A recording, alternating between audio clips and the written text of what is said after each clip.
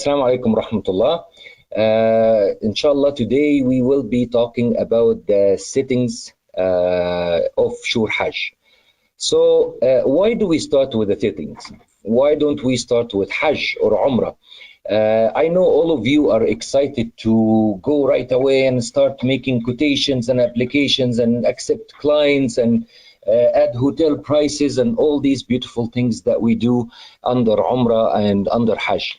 But the reason we start with the settings first, and we highly recommend that you listen to this video with the settings, is because there is a lot of things under Umrah and under Hajj that needs to be identified in the settings first in order to capture the full potential of SureHajj. For example, the hotel. When you get the hotel, sometimes you get prices from 3-4 vendors, right? You could get the prices from the hotel itself. Maybe you get a prices from your Saudi agent. Maybe you get a prices from another company that you deal with in your country. So 3 different vendors. When you do put the prices for the hotels in Umrah, you will need to identify where did I get these prices from, which vendor. Was it just from the hotel directly, or from company 1 or company 2 or company 3? Now, where do you add this company 1, company 2, company 3? You add them in the settings. The nice thing about the settings is all of these things may look too much for you, but trust us, this is a one-time thing. You only do it one time and that's it. To be honest, you can set up your whole system in less than 30 minutes and you could be ready to go, and you don't even have to come back to it any time soon. You can, that's it, you can use it forever. Other things that you would want to identify in the settings, like your company's information. So when you send emails or when you send invoices, then you have your logo, you have your company name, address, contact information, and so on. So the settings area is very beneficial. We highly recommend that you watch this video before you jump into Umrah and Hajj, because if you don't, and if you jump right away into Umrah and Hajj, you will not be able to capture the full potential of the system, and certain options won't even work for you. So you have to go to the settings first. Now, this video has marks, has chapters. So inshallah, during our description of the settings, we will be going and covering a lot of options. So in case you are looking for a specific option, the easiest way to do it is in the description, click on show more, and you will see the timeline of the video with title of each subject or each thing option we're going to talk about. By clicking on this, by clicking the title you would like to see, the video will skip to this area and you can watch only what you want to learn from this video. Or, as we recommend, you can watch the whole video and set up your SureHajj as you go. Let's start, inshallah. So if I click on settings here, we will have a great, we will have a couple of options. That's what we will be discussing today. For example, we have preferences, we got file paths, we got useful links, and so on. Now, let's say, for example, that you want to, we are talking now about preferences, but you already know preferences, you want to view useful links. The easiest way to do this, as I said, is click on show more in description and click on the title that says useful links. The video will skip to useful links, and this way you could only listen to what you want to view in this video. Let's start with preferences. Company preferences are general information about the company, and as we said, you don't have to re-enter this tab again. It's just one time you set it and that's it. Majority of these information will come directly out of the box with your setup of SureHajj, but you may want to add more information, and you can do this by entering the settings, then preferences. Under preferences, you got 4 tabs: office information, miscellaneous, printing, Saudi representatives. The office informations, this is typically the information of your main branch. So the head office, basically. So if you have multiple branches, then you will put the head office information here. If you only have one office, then still you can put it here, no issue. These information will show on your invoices, on the receipts, and so on. So it's important that you review this information. Majority of this will be filled automatically, like we said, but it's good that you update it if you want to. It's very easy here. You put the company name, you put the address, city, province, postal code. If you don't have postal code, you can leave it empty, no problem. You can put a phone number and fax. We do not recommend that you put multiple phone numbers or multiple faxes, because the area that shows on the invoice is small and you don't want it to look messy. You want it to look organized. Once you finish what you want to add here, you press save and you're done. So if I press save here, then you get the confirmation, then you're done. All right, so miscellaneous, if I press on miscellaneous here, this screen may look scary, but it's not scary at all. It's very simple, actually. Here, the first tab talks about security. Security meaning that if you want the security measures to be enforced or not, the permissions. So if you have multiple, let's say you have multiple people working for you, you got sales agents, you got accountants, and you want the accountants to see certain things, and you want the sales agents to see certain things but not other things. By having this option enabled here, this will enforce these measures, so everybody who works for you see only what you want them to see, and we'll discuss that later on under security. Again, majority of this information will be already filled for you, so even if you don't have to, if you don't want to fill it, you don't have to, but we recommend that you go over it. The general here, local processing folder, you don't have to worry about this. This is basically where the program saves some TIM files, and they will be deleted later on. So you don't have to worry about that.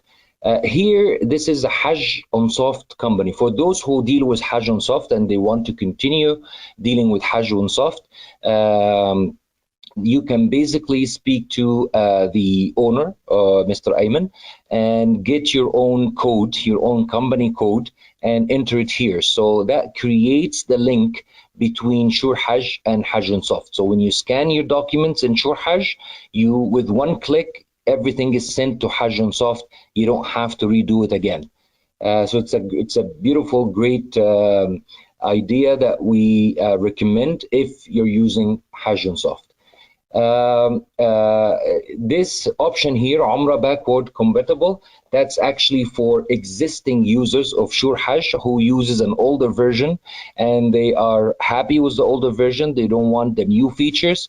They can basically press this. We do not recommend we do not recommend this option for you as a new user, because you do want to take all the capture all the beneficial options of the new versions.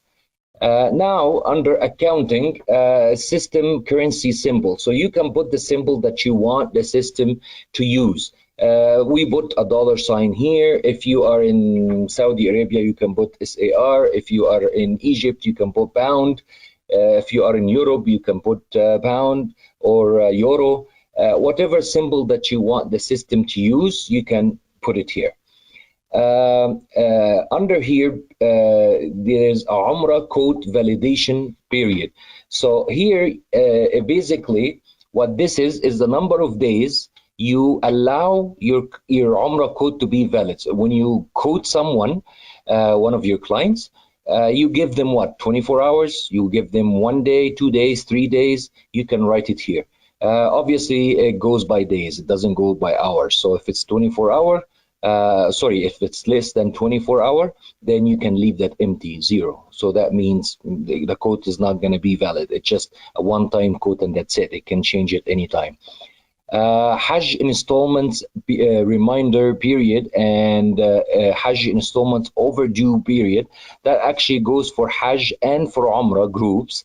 where you put the installment. So, for example, a client comes to you and they want to make multiple payments, installments, and you want the system to remind the client before the installment date. So that's the first number here, and you want them to remind them that they have a past due payment after the installment date, and that's here. So you can set it like 4 and 4, 3 and 3, and then we will show you from under Hajj and under Umrah how to actually send these emails. Very simple. Now the last part is the Hajj quota information. Here it's actually a very beneficial part if you have multiple branches, you got sub-agents, and everybody have a copy of SureHajj, because you know that you have unlimited copies of SureHajj. So you can install it on so many devices and have a lot of people working for you, so you don't have to do the work yourself. Obviously with authorization, so everybody does only what you want them to do. So if you do this and you sell Hajj packages, there's a quota. And you don't want to be selling in one branch and while your quota has already been done because you sold out, but they're still selling because you forgot to send them an email saying that, hey, we are sold out. So this is comes the first option, enforcing Hajj quota control. So if you have it enabled, then you have to enter the number of Hajj quota, the total number of Hajj quota, that you want the system not to record anything beyond that number. The rest here are information about your Munazzim number, Munazzim name, the office, passport office number that you deal with over there, your Minacamp number, Mutawif, establishment name. All of these information are useful in service contracts, in vouchers. So these information come very handy, especially in the contract between you and your Hajj client and Umrah client as well. This is just the requirements of Saudi Arabia. If you don't want to fill it, if you don't want to use it, you can leave it empty, no issue, but we recommend that you use it. Again, after you finish anything that you're doing here, you click save and you get the confirmation message. Now the third tab is printing. So printing here, it's specifically talking about your invoice, okay? So here you got print company information, yes, of course, like your name, address, and all that, and print the logo. Of course, you want to put that as well, printing the logo. And then invoice top, what would you like to put on the top of your invoice? For example, here, this is a company called Way to Hajj, and we put here, you are a step closer to the Holy Land. It's just some sort of, a tagline. At the invoice bottom, you can actually put, some basic information, or you can put something short as, thank you for doing business with us. And then again, you press save, then your invoices will come very beautifully done and like you actually want them to be. Now, lastly, Saudi representatives. The SureHajj actually gives you 4 options: Medina representative, Mecca, Jeddah, and Saudi accountant, or your actual accountant here. These are basic information about your main representative. So you may have in Mecca, for example, you may have 3-4 people working for you. You don't want to put all of them, obviously. You want to put the one that can deal with the client, and the one that you send, your main person, the one that you send the reservation to, so that they can view it. They know that your clients are coming for Umrah or they're coming for Hajj, and they can wait for them. So basically, these are the main people. This information will show on the client's vouchers, and they're very you will be also able to send them reservations. So when you're creating reservation, we will discuss this under Umrah, under Hajj, you will be able with one click to send the reservation to your representative, so they are aware which clients are coming and what they booked, what kind of hotels, transportation, and so on. And then again, you can save. The save button also work for all 4 tabs, so you could actually, update all the 4 tabs So one tab, and then you can access the second tab and update it, the third tab and update it, and at the end press save. So you don't have to press save every time you make an update. That's it for the preferences. This is one of the main things that you need to set up or review when you get the package, the installation package for SureHajj. Second, we have file path. Basically, what file path is a bunch of folders that help SureHajj save files into these folders on your computer, or present files from this computer, like photos, passport photos, stuff like that. Usually, you will not ever need to enter this screen because it's usually set up for you. But if you use certain softwares like Hajj Soft, you will need to tell the system where is the installation folder of Hajj Soft. So, for example, if your regular installation folder on Hajj Soft is C on your C drive, and then the folder name is Hajj Soft, you will need to assign this here. You go to your C, and then you choose Hajj Soft. That's what you do in all of them. As we said, you will not need to actually change any of this. This is all gonna come with the setup, so you don't need to worry about that. But just in case, that's where all the folders are if you ever want to change something. The most important directory out of all of this is the fourth one here. Is called Client Files Root Folder. This is basically where the setup of everything that you have. So with your installation, you will get OneDrive account. We'll talk about that in a different video. But simply, when you install SureHajj, you will have to install that OneDrive first, so that your files are accessible to anybody in your organization. So if you have employees, they can access your files through OneDrive. It makes it easy, so you can see all the photos, all the passport pictures, anywhere, everywhere, and using any device. So you will always need to, and this is just one time when you install it, you will need to say to system, to set up the system and tell it where this folder is, and the system will save that for everybody. So you don't have to do it on each computer, just the first computer you install SureHajj on. Other than that, everything is self-explanatory. All you have to do, if you want to know the information about what this is, you click on the link. It will show here on the right side all the information that you need to know about this folder. Again, once you finish, you can press save, and save will be here. We didn't change anything, so that's why it's disabled for us. But yes, you will press save, and then you will exit. And that's it, you're done file path. A great feature here is our third option, useful links. What is useful links? Basically, each company has their own multimedia that they would like to share with their mu'tamirin or hujjaj. For example, you want them to watch a movie on how to perform Hajj step by step by your own sheikh, or you want to share with them maps or books, anything like this.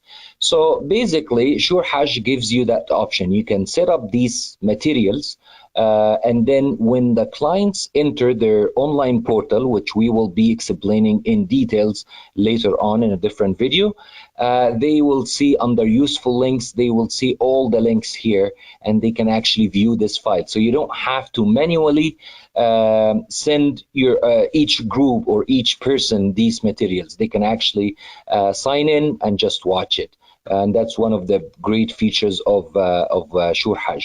What you need to do is basically upload your file, whether if it's a video, you can upload it on YouTube, or it's files, you can use something like Google Files, and you get the link. You get the link to that file.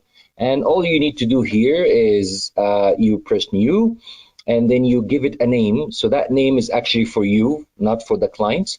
And then you give it a title. This title is for the clients. and then you put the URL, and you can put a short description of what this file is, so the client can read that short description and can decide whether or not they are interested. For example, on the left side here, so after you put all of this, you press save. It's saved already on the left side, and you can enter any of the left side items, and you can update them and press save, and you're done. Or you can delete them if you don't want. If you see here, for example, we said how to perform Umrah. Here's a YouTube link, and learn how to perform Umrah in simple steps. That's it. Now, each client of ours, when they sign in online, they're seeing a link, useful link called how to perform Umrah. They click on it and they can watch the video. It's that simple. All right, so that takes us to the fourth option, which is define lists. Under define lists, if I click on that little arrow pointing down, we have three options: validation, processing steps, and required documents. In a nutshell, first let's go over validation. If I click on it, these are a bunch of validation. You are telling SureHajj that, hey, for each file, for each reservation, for each application I add, I want you to check for these validation and tell me if they are all met or not. For example, here we can choose an option like application does not have an email. So right away, if you add a reservation, which we call it application in SureHajj, and you forgot to add an email address. Obviously, when you're trying to send emails, the system is not able to send emails. But under this application, you will see an icon called validation, and it will tell you that you forgot to add. It will alert you. So these are very beneficial alerts that help you do your job properly. So you have options like alert me if there's no email, alert me if I am missing passport information for one or all the passengers, alert me if the application has a balance that is not paid, alert me if I don't have the complete documents, alert me if I didn't do the flights, if I didn't assign the passengers to flights. Alert me if I didn't assign them to rooming. Alert me if I didn't assign them to Mina Arafat, and so on. These are majority of these options are coming from experience and from the operation of Umrah and Hajj. Now, you don't have to choose any of this, okay? These are all optional. And maybe the next year you decide to use them. You can come back and check what you want to and press save. Or you can uncheck everything and press save, not a problem. You always have freedom to choose what kind of restrictions or alerts you want the system to apply on all your files. But we highly recommend that you actually use validation if you really want to do your job properly. Folks, I want to remind you one thing. The goal of using SureHajj is to organize your work, to take care of all the technicality, to organize all the files for you so you can actually have more time to focus on customer service. So imagine this: if you have the system already alerting you if you forgot something, maybe I forgot to add an email or a phone number or passport information, the system right away alert you and your staff members, so that this way you can actually get this information from the clients. How great this is. You can now focus on offering more services to more clients. And that's the goal of using SureHajj. And we'll show you something here. We'll show you, I'll quickly show you, for example, here are all the reservations that we have under Hajj, for example, without even having to enter anything. You see this icon here, it shows me that, oh, this file is complete. I don't have to worry about anything here. But here it's telling me that there's a problem. If I click on it and I press on validation, it tells me that, for example, for this clients, or actually these two clients are not assigned to rooms. That's a big problem. Imagine if you forgot to assign people to room, and you find this out after you finalize your rooming contract with the hotel. That can cost you a lot of money. And here, this validation is what I chose right now. I want the application to alert, or I want SureHajj to alert me if people are not assigned to rooms. Here we go, it's done. And I don't even have to go through all the application. I just have to see those with alert icon, and I can then contact the client, or I can do complete the file. Then this validation will be done. Now we go to the second one, processing steps. Basically, processing steps are a bunch of processing steps that you program SureHajj to do, or to alert you again, you or your staff, of course, while you're adding the application. For example, you want, here we have selected all of them. So here you want the application contract to be created right away. You want the application deposit to be paid.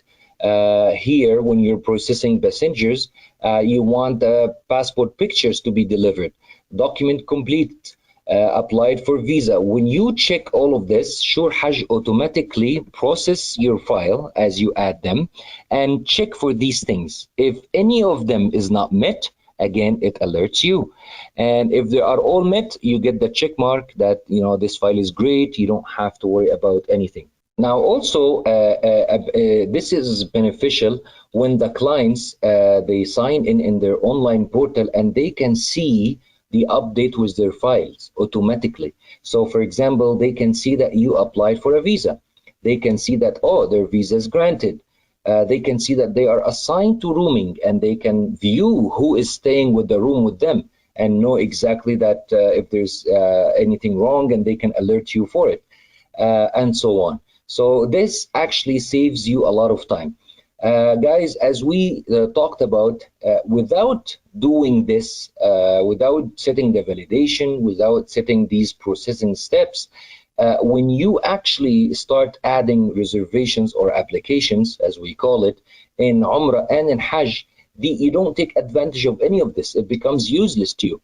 But by doing this, it takes 2 minutes to do. You can actually add all of them, or you can take some of them off, and you can save it once and for all, but you are enjoying all the features. Now, for the sake of testing, I will tell the system that, hey, don't alert me if we return the documents to the client, and don't alert me if we gave the kit to the client. I'm going to save that. Now I will enter the Hajj to show you how this will reflect on the application. I will go to any of my clients here. This one, for example, and I will click on processing. And if I choose any of the clients, as you can see, these are the things that I am interested for the system to alert me. These are the only 2 things that were met for this particular clients. These 2 is the one that we already took away. So as you can see them, they're dimmed, they are not enabled, which means you're not interested in them. So only the things that are enabled will show here. This is a great features, as we talked about before, especially if you have staff working for you and you want them to be alerted anytime they have not completed a step. That's it for the processing steps. Finally, required documents.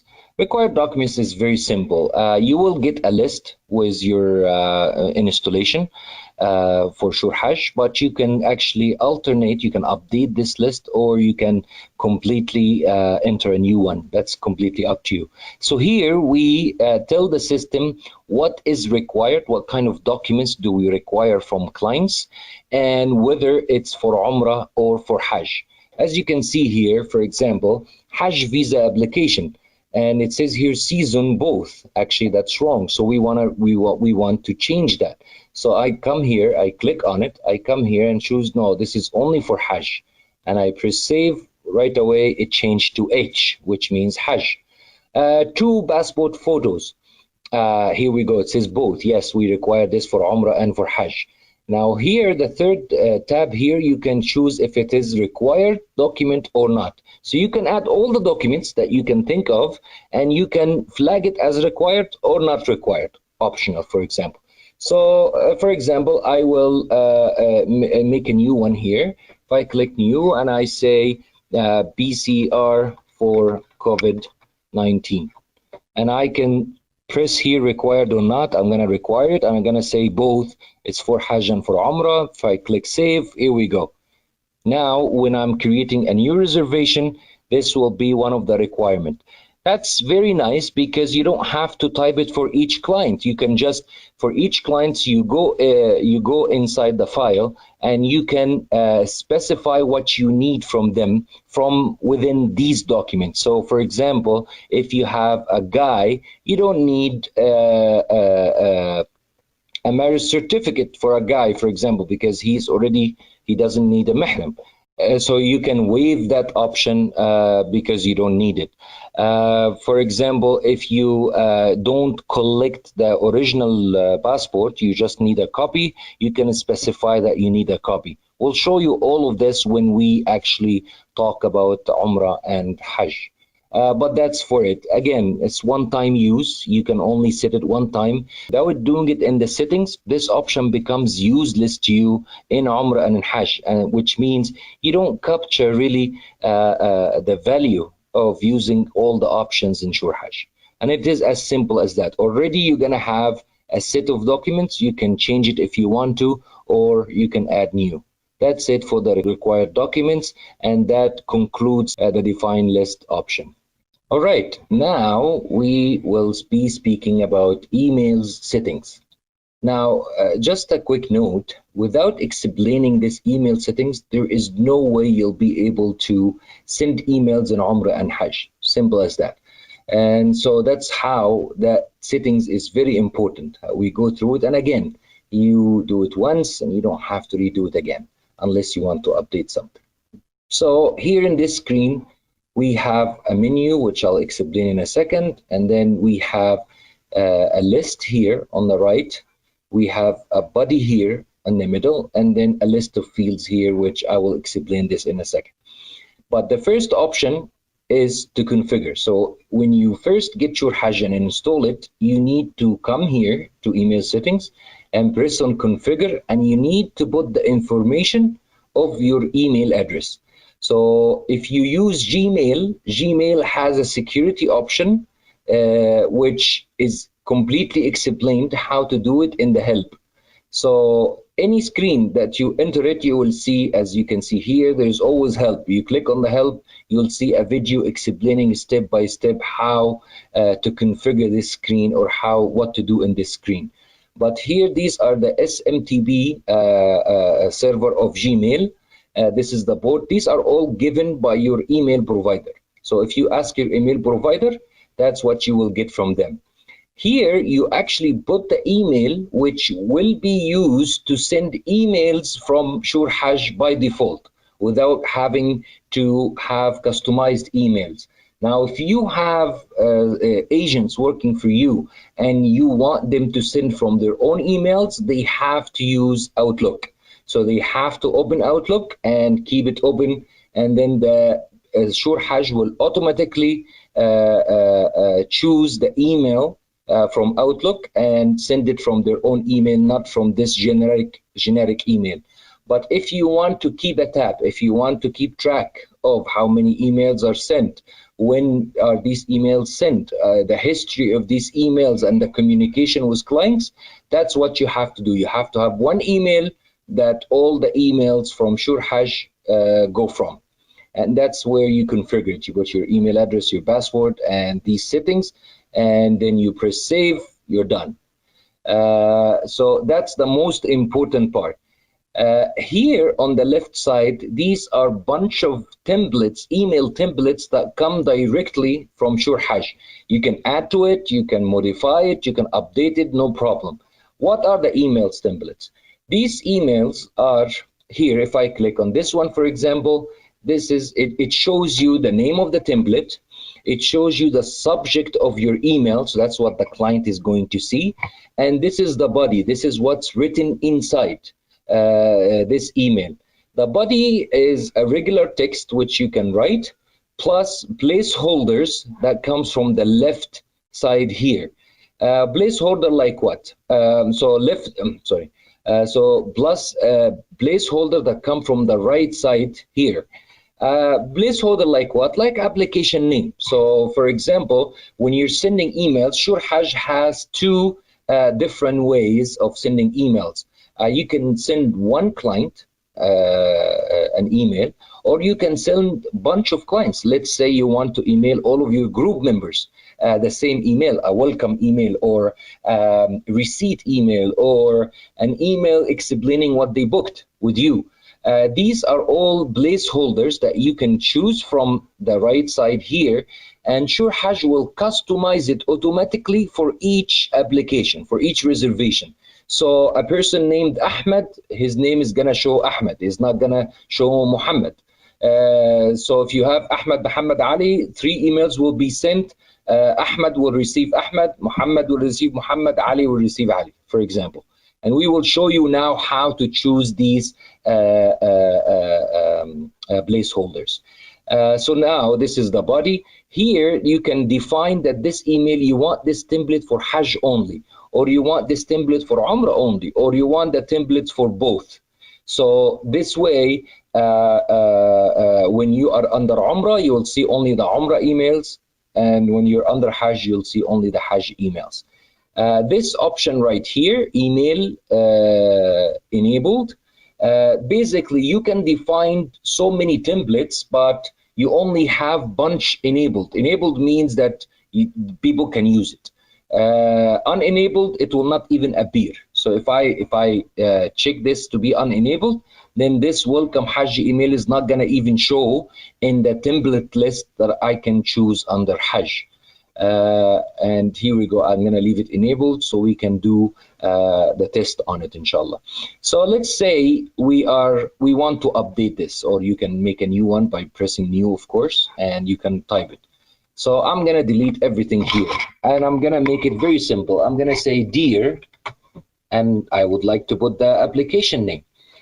The nice thing about the fields on the right side here is that they are divided into categories. As you can see, this is company information. These are all fields that we can use. Here's application information. As we agreed, application means reservation. And here are all the different placeholders that we can use. And listings. We have invoice, we have list of missing documents, list of mobile subscriptions. We got general information such as today's date or a new line. And then we got branch information. We got account information. So alhamdulillah, like all the categories that are covering the whole system are available for you to choose from. So now I want the application name, so the reservation name. So I come under application information and look for application name, which is right here. All I have to do is double click. Look at this, it's gone here. And then I can say, Assalamu alaikum. Thank you for choosing Way to Hajj. We hope to serve you in the near future.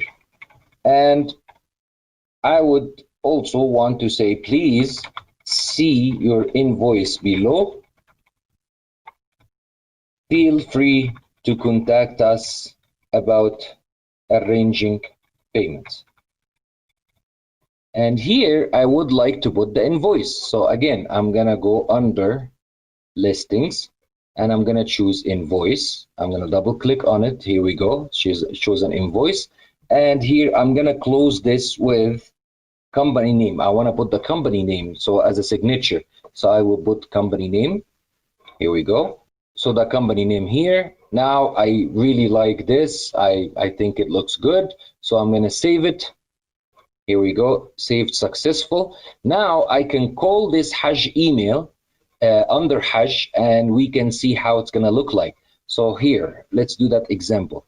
So under Hajj, here I'm going to show you quickly how to do the group emails.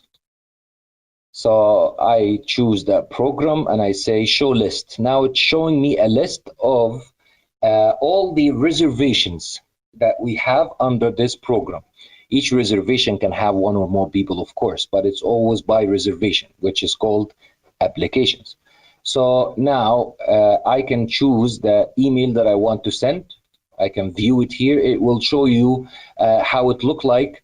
It will look like. Now I can choose who I want to send it to. So I'm going to choose this person, this person, this person, these three emails, and I'm going to say send emails. Now the system now takes a second.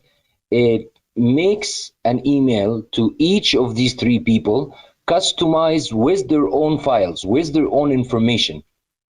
As you can see here, it's successful. Now let's view one of these emails. Here we go. Look at this. The email has a company information that you entered in settings. It has the logo. It's customized with the client name.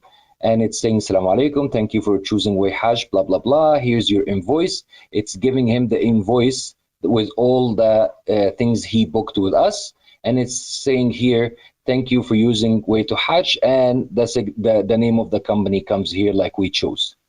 That's the benefits. And imagine we can send the whole group in a minute. We don't even have to send one by one. We could do one by one. From under here, I can select any person I want and click on emails. And here are the templates. I can choose welcome Hajj email and I can send it. But we can also send group emails.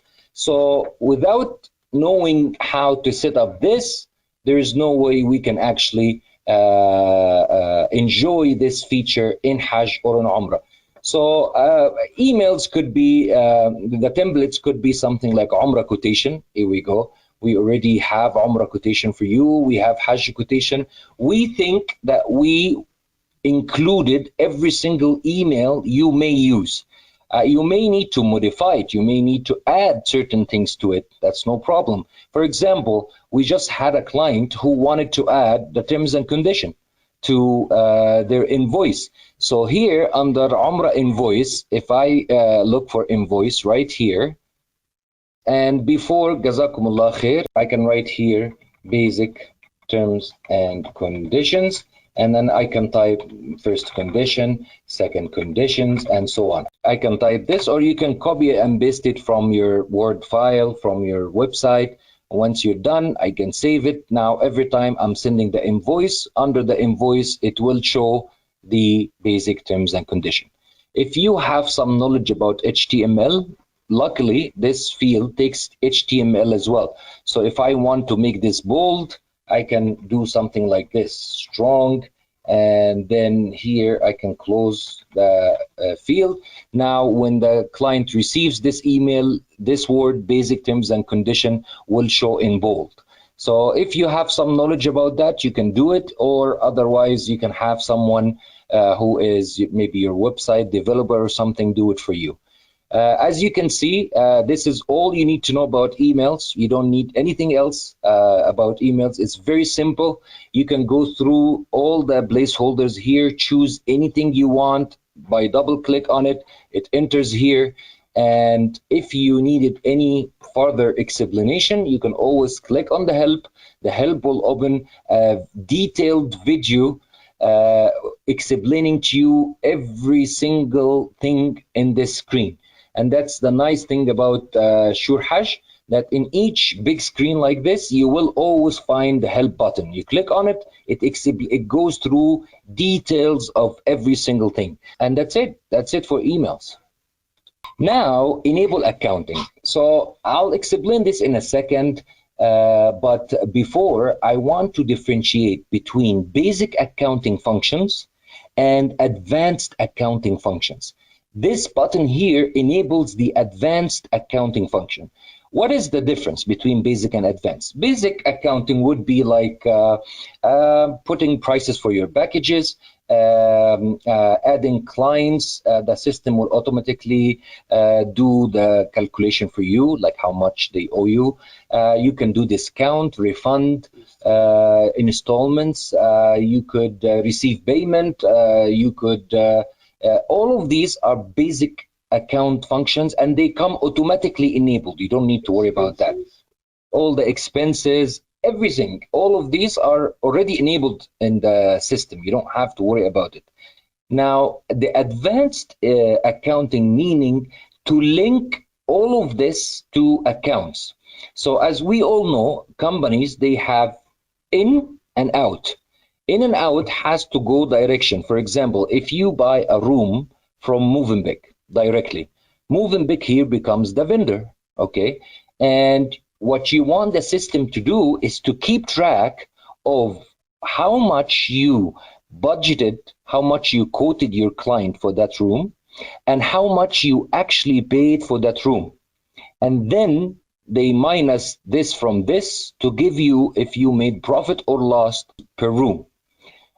This is what advanced accounting is. All of it, it's done automatically. You're not gonna be worried about anything. You're not gonna be putting information one by one. No, the system will calculate everything for you, which gives you an extra layer of accounting, which is very beneficial when doing the reports at the end of the season, or in the middle of the season, or by month, or by week, or by day. It's up to you. It gives you the report, and you are able to know exactly how much I profited from this file or how much I lost per this file. Not only by file, but also by item. So for example, in the marketing, maybe you budget in your Hajj package that I am going to spend $10,000 on marketing. But when you actually start doing marketing, you spend 11,000. The system keeps track of all this, all your expenses versus all the budget. So in a nutshell, enable accounting here is talking about the advanced accounting, which basically linking the main items to a vendor and something called cost items. Cost items would be something like marketing, like hotel in Mecca, hotel in Medina, transportation, flights, stuff like that. And vendors are those who you actually buy these services from.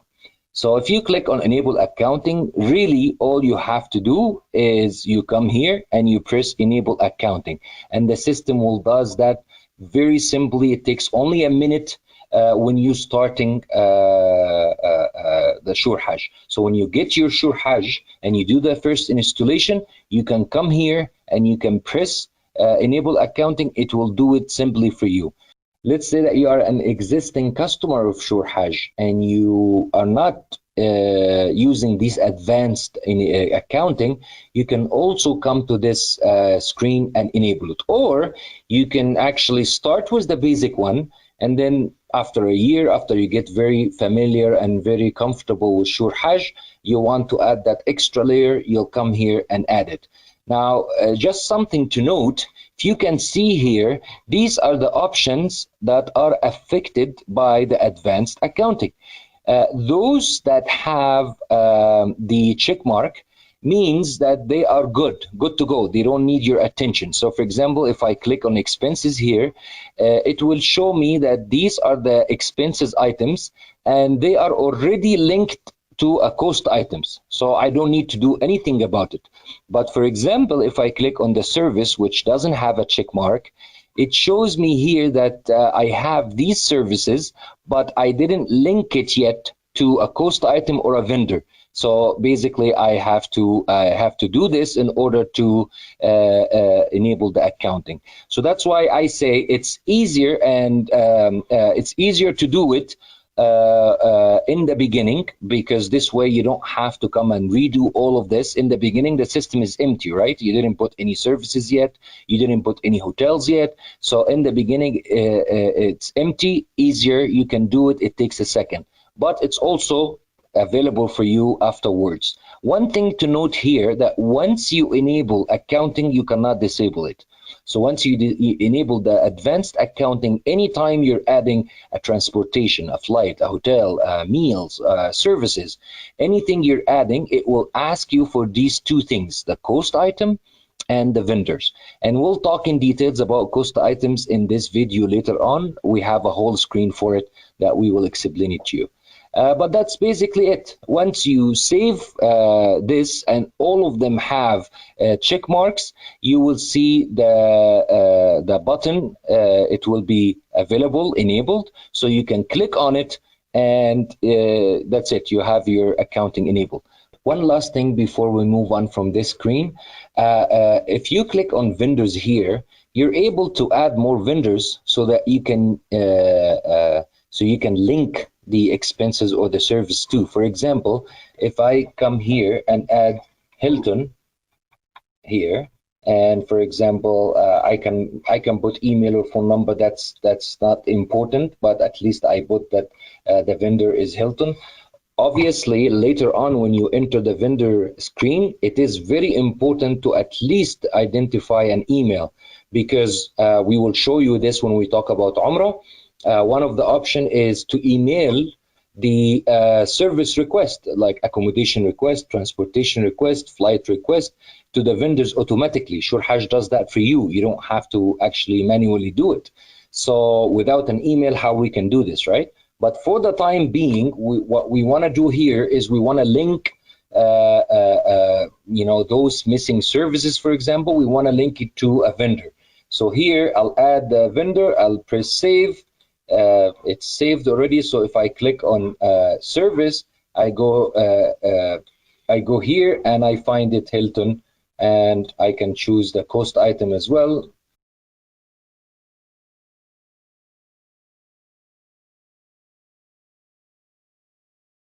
Here I finished all the services. If I press save, it's saved beautifully. And now, as you can see, now services has a check mark. And once we finish all of our check marks, that button will be available. We click on it to enable our advanced settings, and we'll be done. Here already our advanced accounting is enabled. As you can see, accounting is enabled, so we don't have to do anything about here, but we just wanted to show you how easy this is. That's it for the enable advanced accounting. We have the design cards and contracts. What are these? Basically, if we click on the arrow pointing down, we have three options: plastic card, passenger stickers, design service contract. Plastic card are the ID cards. We give you a couple of designs that come already with the system, but you are able to do your own as well, and we'll show you in a second. The stickers, you can design any kind of stickers and buy the stickers from Stables or Avery, and then print it yourself. These stickers can go on the passports, different sizes. You can do luggage tags, anything that you can print, basically, you're able to print them. Same thing with the cards, by the way. You can have the printer yourself, the plastic card printer, the IDs, or you can actually save it as PDF and then get it printed from a printer place that you have in your city. Design the service contract. The service contract is basically the agreement between you and your clients, whether it's for Hajj or for Umrah. It should be a template written by your lawyer with your full terms and conditions, and we'll show you how to do this in a second. Why do we define it here? Because we define it only one time, and then we call it for Hajj or we call it for Umrah. So in Hajj, it will show us with one click we can print 600 tags. We design it here, and under Hajj it will pick up the information of each passenger automatically, Hajj or Umrah, of course. Same thing with stickers, same thing with the contract. So this is a nice thing about the settings. Without doing that, you cannot print IDs, you cannot print stickers, and definitely you don't have any service contract, which is the law. I'm sure it's the law in your country, and it is definitely the law in Saudi. Each application should have a service contract that has your terms and conditions. So God forbid, if anything happens like COVID-19, for example, then you have the force majeure clause protecting you from any legal responsibilities. Now let's jump into these options. So first we'll go to the plastic cards. Here we have basically some menu, and we have in the menu we can create a new one. We can save, we can delete, we can select an existing templates and work on it, and we can test the printing on our printer. Here we basically define some basic information like the card name. What do you want to name it? Something to note here, each time you make a new one, you are creating a new face. So for example, if I'm going to work, let's make a new one right now. Let's call it test front face. And I can put some description here that maybe I want this for Umrah or Hajj, or Umrah and Hajj. I'm going to say Umrah and Hajj ID cards, for example. The sizes here, these are the default size of the plastic card, so you don't have to worry about changing them. Here it's asking you about the printer, so if you already have your printer selected, you can select it here. If not, choose Microsoft Print to PDF, so when you print these cards later on in Hajj or Umrah, you can use the PDF. The logo, it's asking you here if you want to select a different logo than your logo. By default, it's gonna pick up the logo, like your logo that you sent to SureHajj when you purchased your subscription. Now the background, you are able to set a background to your card. There is an album of backgrounds that come automatically with your subscription. I am going to choose this one, for example. So as you can see, that's just a background. You can put any background you have on your card. And then once I finish these parts, I can press save. And here we go. Now I saved. So if I go here and look for test front face, here we go. That shows me how my card looks like. If I want to edit it, I press on edit and I start choosing from the left side. These are all placeholders. They work the same idea of the email template that we talked about. And you are able to drag it, put it, and we'll do this in a second. I want to also point out that there is a help window here. If you need help, you can click on it. It will explain each field step by step, what to do and what not to do, so that this way you could learn more and design your cards. And remember, these cards are designed only once. You don't have to come back here. You can always edit, you can always add, but you can only you can actually do it once. Also on the right side here, as you can see, there is all of these comments or help tips. So let's say you don't want to watch the video, just quickly want to know the mode allows editing, so I have to edit mode, so I have to click on edit, and that tells you that if you click edit, now you are able to add fields. But if you want to see how it looks like, you end the edit and you see how it looks like on the real design. So these are just quick tips without having to watch the full video. So now let's say that, okay, this is the place for the picture, so we want to add a picture here. So I'm going to press on edit. So now I am enabled to edit. Again, the fields here are categorized, so I'm going to look for the picture. Here we go, passenger photo. Now I'm going to drag it here. Now it automatically comes width to width. Okay, side to side. So from these options here, I can shrink it, or I can expand it, or I can shrink it down, or I can shrink it up, like, or I can expand it up. So I'm going to shrink here a little bit. Maybe that's a good size, and shrink here a little bit, and then I can move it to the right. And I can move it down a little bit and see how it looks like. Okay, not bad, but I need to expand it a little bit. So I'm going to expand maybe here as well, and then move it up a little bit. And then, yeah, maybe that sounds good, but it needs a little bit more. So I'm going to do a little bit more just to be precise. And that looks good enough for me. So now this picture is actually going to pick up the passenger pictures that you're going to select.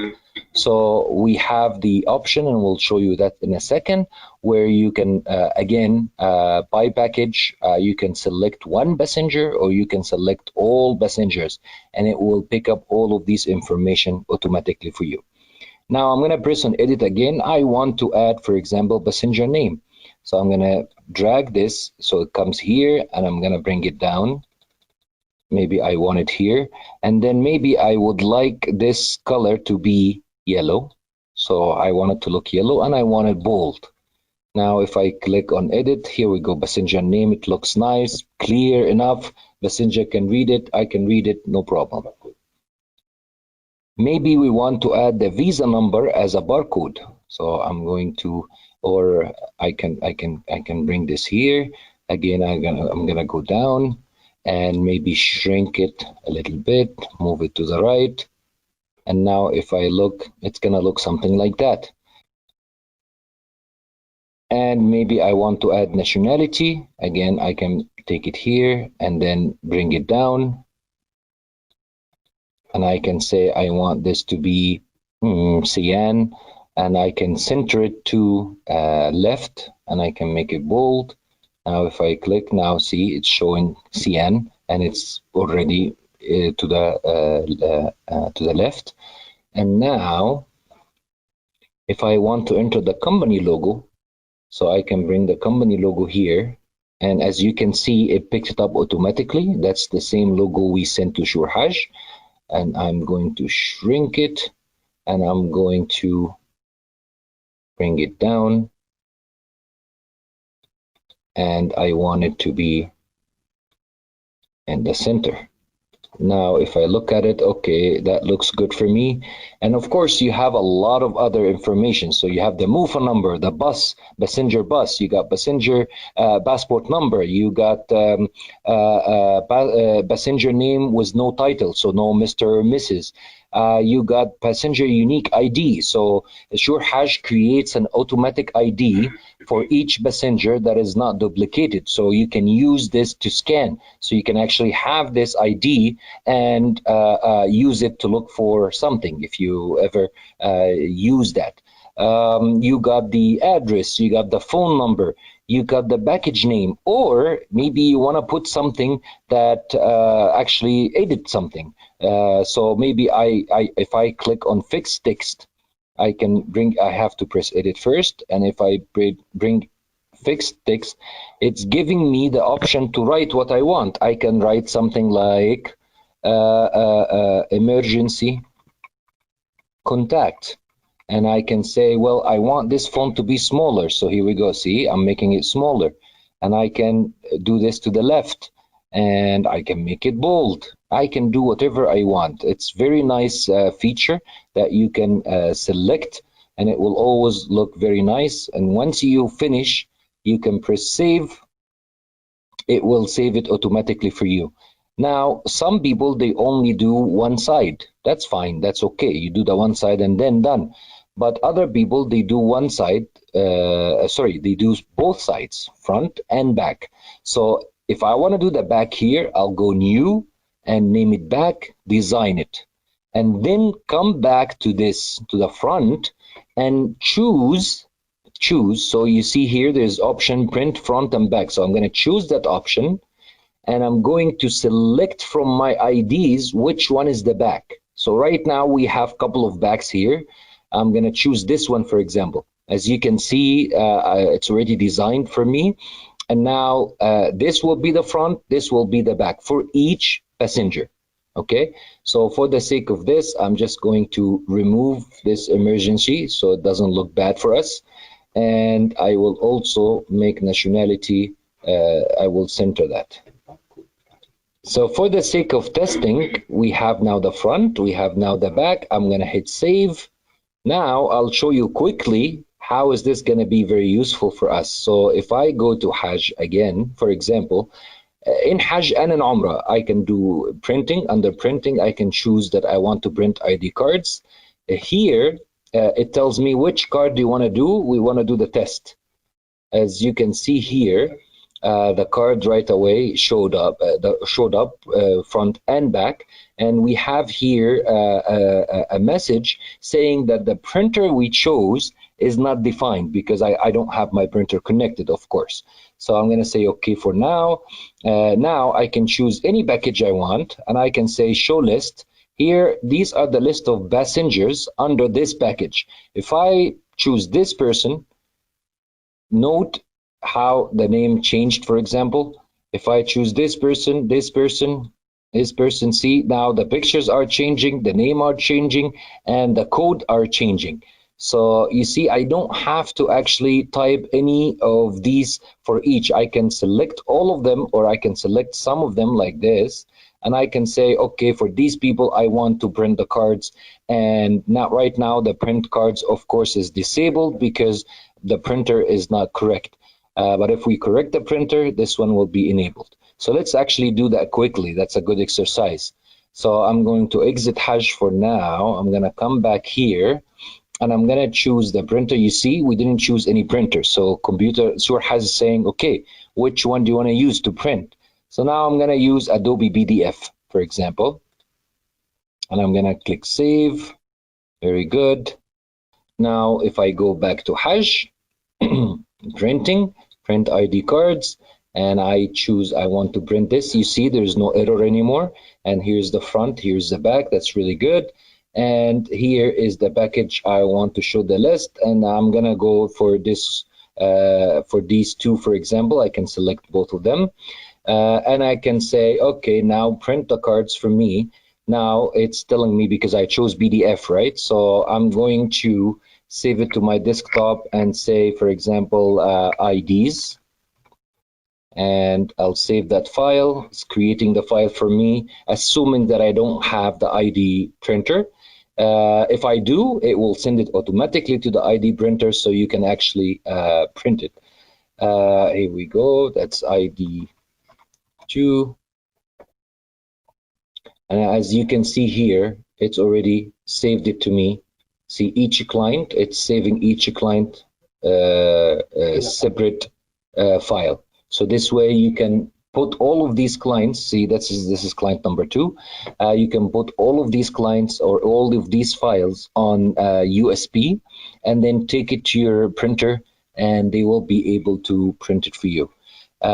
We do highly, of course, recommend that you have your own printer, and then you do it once, really, when you have a group going.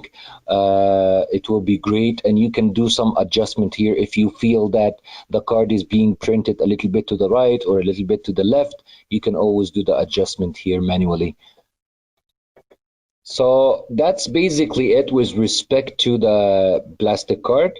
Passenger stickers, exactly the same way, except a little bit easier. You don't have really front and back. It's always one side. And as you can see, you can do new, and then you can start by giving a name to that sticker. And then from sticker type, you have all of these sizes automatically done for you. You can see if I click on it, it's giving you a description that it has 10 rows and 3 columns. So a total of 30 labels, and that's how each label is gonna look like. And then you can start drag and drop basically fields from here, from the left to the side. But remember, you always have to select the printer. You always have to select the background if you want. I don't recommend using any backgrounds for sticker, but it is there for those who want to use it. And logo, you always have to choose your logo, or if you want to use the same logo you sent SureHajj, then that's what you do. You have to save the template always before you actually use it. So I'm gonna actually give a template here. I'm gonna say test and test sticker, and I am going to use, yes, I'm gonna use that template, and again I'm gonna do that Adobe PDF, and I don't want any background. So now it is saved. I can select it from here, test sticker, here we go. And then I can do something like passenger name. I want to put the passenger name, but I want to center it to the left. And I would like to do a QR code for the portal, for the passport number. So I'm going to put the code here, and I'm gonna shrink it, and I will put it down and then all the way to the right. And then I would like a barcode with the passport number. So I will shrink that and then put it down here. And that's enough for me. I'm going to save that. You see how easy it is? Now, again, if I go to the Hajj or Umrah screen and I choose print passenger stickers, again, same thing. I choose which package. I want this package, show me. You have some filters, of course. So from the package, you can choose which application, or you can say, I want to see only citizens, and then you can see the non-citizens, and then maybe you have different sticker for each. And from here, from the right side, I'll say, okay, the sticker type, I want to see the test stickers.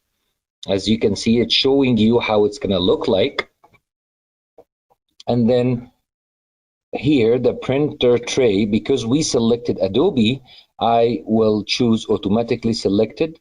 Okay, so here, this option, so sometimes you have a sheet of stickers that you have used maybe 5 stickers from, and you want to continue using that. That gives you this ability. So here you can select that I want to print from row number 2, for example, and column number 2. So this way, it's going to skip 2 rows. Sorry, it's going to skip 1 row. It's going to go to the second row, and then it's going to skip 1 column. It's going to go to the second column, and it's going to start from there. So all of these 4 stickers or 5 stickers that you used before, you didn't actually lose the whole page just because you printed 4 or 5. As you can see here, when I click on one person, the information changes. So for example, this person is named Adnan. You see the name change, the passport, the QR. This person is Afzal, here we go, and so on. So for the sake of testing, I will do all and then preview stickers, and guess what? Done. Here we go. Here's all my sheet with all the stickers. All I have to do is I can print them. I can close them, close the thing and print the stickers. I can do whatever I want. I wanted to show you this quickly to show you that how easy it is. You define this stuff one time, and you don't ever have to come back to it unless you want to edit it. The nice thing about this as well, that the ID cards and the plastic stickers is not something that you have to do in the beginning when you install SureHajj. It is something that you can do later on, but try to do it. This whole setup takes 30 minutes to 40 minutes top, and you don't have to worry about it anymore. Now, designing the service contract, the agreement contract. It's very simple, very easy. We're gonna go over that quickly. So if you click on it, you will see that here you have a couple of options. Again, the help is there, so you can click on the help and it will explain one by one what everything is in details, but we will quickly show you the important part that you need to know. So the contract shape, it's very important that you understand how the contract is going to look like. The contract has a header which you don't have ability to change. This is basically your logo and some information about your company and the initials of the client and so on and so forth. So this is the header of the page. The introduction, which is actually this is the introduction, which we can change here, and I'll show you that in a second. The package details, this is created automatically by SureHajj. So SureHajj picks up whatever, whether it's package, whether it's a customized Umrah, any services that you choose in SureHajj, it's considered package details. It will put this for the client. The application details, so the contact person, information, names, passenger count, all of this is done automatically for you. You don't have to worry about this. And the terms and condition, this is actually something that you have to put. And right here it's telling you where these files are that you can actually choose yourself, so you can actually change yourself. So to summarize, you have 2 places two areas where you need to review them. Maybe you like what's there already, fine, don't change it, but you have to review it just in case you want to change something. The introduction and the terms and condition. Here we edit the introduction. So as you can see here, this is how your contract is going to start. It's going to say service contract. Maybe you don't like that. Maybe you want to say service agreement contract. That's fine. It's up to you. Then please read carefully. You can change that. Here we go. I can change it. I can say, please read carefully and keep a copy. Don't sign it. For example, it's up to me. The organization, the organizer information, blah, blah, blah, blah, blah. And then here, as we did in the cards and as we did in the emails, there's a list of basic information that you actually need in the introduction. All you have to do is double click. So if I stand here and I say I want the company name here, double click on it, its company name is going to be there. What if I don't want any of this? Okay, no problem. Here we go. I am going to delete. Maybe I want the name of the company and the address, but I don't want, let's say, the munazzim information. So okay, no problem. I'll delete the munazzim information. Done. Okay, here is saying the applicant information. Applicant means the reservation, you're right. So applicants here, basically you got only two pieces of information. It says name, so the applicant name, and then the pass count, which again you have here on the right side. Application name, passenger count, you basically press here and you can change all the English, but be careful that if you want SureHajj to put a value customized for your passengers, then you have to actually select that placeholder from the right list. Other than that, the rest are just English, which you can write, and then when you finish, you can save the template. Here we go, it saved it. So as we agreed, this is what? The introduction, okay? Now, the terms and condition. Usually each company have terms and condition, maybe 5, 6, 7 pages, no problem. So we need to actually tell SureHajj that this is our terms and condition. We don't want to use yours, we want to use ours. No problem. Where do we find the terms and condition? In the file path. We discussed it before. If you click on it and you go all the way down, you will see that here, the last one, it says contract terms and condition. Right now, it's telling you that it is in this folder. So if I go here, so go to my C, I'm gonna follow exactly the folder. So OneDrive 1, OneDrive, then I go to SureHajj, then I go to templates. Here we go. Hajj contract terms. Now, never mind that it says Hajj, it actually works for Hajj and for Umrah. If I double click on it, you open the terms and condition. These comes automatically with SureHajj, okay? You can leave it as it is. It's really, really, really good terms and condition, but the only thing that you really need to read and maybe change is your cancellation policy, your deposit policy, and you can find that in page number, right here, in page number 7. So where it says reservation deposit fees, you may want to change this and change the dates. So that's basically something that you're gonna have to do every year anyway. When you review your terms and you update the dates in it, you can come here and do it, and it's once and you don't have to worry about it for the whole year. And here's the cancellation on page number 8. You can actually say, well, you have different cancellation policies, so you can actually follow that accordingly. Once you're done, again, you can it's just a Word file, so you can do that red, you can do that bold, no problem. SureHajj will pick it up the way you design it. Once you finish, you hit save, and that's it. Now, if I want to see what my contract is going to look like, for example, I'll go under Hajj, and if I go to any of my clients, I'll show you that quickly. I'm going to choose that person, for example, and you see I have an option here says contract, and I want to create an open contract so we can actually see it. I can create and save it, will save it under this file. but I want to open it so we can actually see the different things we did here.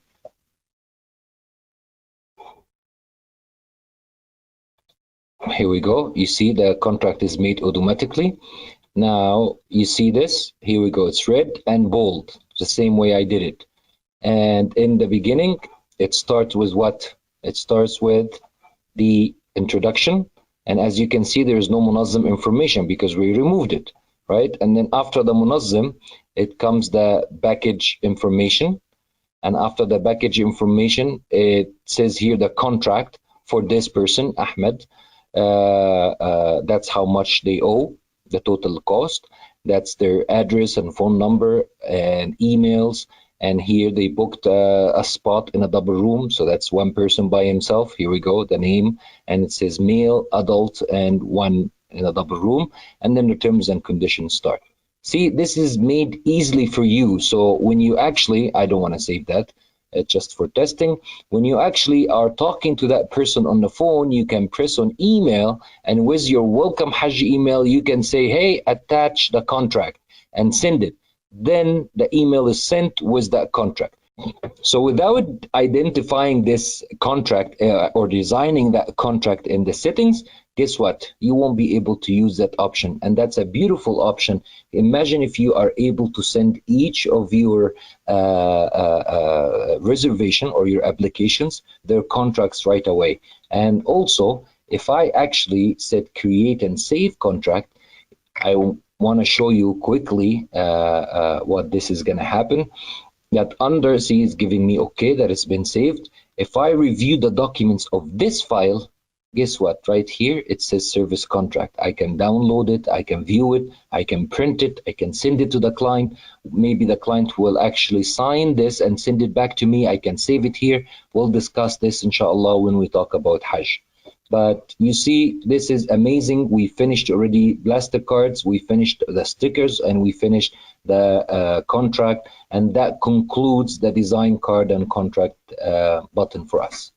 Now, system variables. This is a very easy screen. If you click on the arrow pointing down, the main one that you will be using is system variable maintenance, and we'll talk about the other two in a second. If I click on system variable maintenance, we have here some options.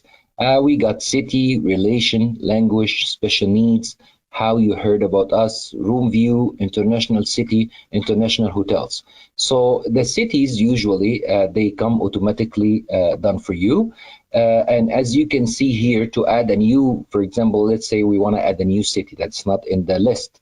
You can see here it says to add a new code, you press the plus sign. So I'm going to press the plus sign here and then enter the value. I'm going to say test city, for example, and then press enter to save it. So I'm going to press enter, or if I want to cancel, I can press escape. For now, I'm going to press enter. Now it's saved. If I go here and look for this city, here we go. I find it. Maybe I don't want it anymore. I can delete it. No problem. Here we go. It's deleted. So now if you go again to test, to the T to look for test city, you're not going to find it. See, it's not there anymore. So that's what you do in all of this. So basically, these are fields which you can use under reservation. The cities, the relationship, husband, wife, blah blah blah. The language, you can put more languages if you want. Special needs, how you heard about us. Room views is an important thing that maybe you want to add more views, which will help you when adding prices for hotels. International cities, which will help you when adding an international tour to your quotation, and same as international hotel. Now, one more thing here that you can actually update. See, you see this comment here says that you can update. So how do we update? So let's edit a value, for example. So I want to edit this city. I'm gonna select it, press edit, and I can put the updated one. So I'm gonna say updated, for example, and again press enter. It is done. So now if I check this, as you can see here, it says updated. I can edit it again to delete that updated word that I put and press enter, and it is done. It's very simple, and it gives you control. It gives you control over the cities, over basically the fields which you will need to build a reservation, you will need for your quotation, and all of these are drop-down lists which you will find under Hajj and under Umrah in so many places.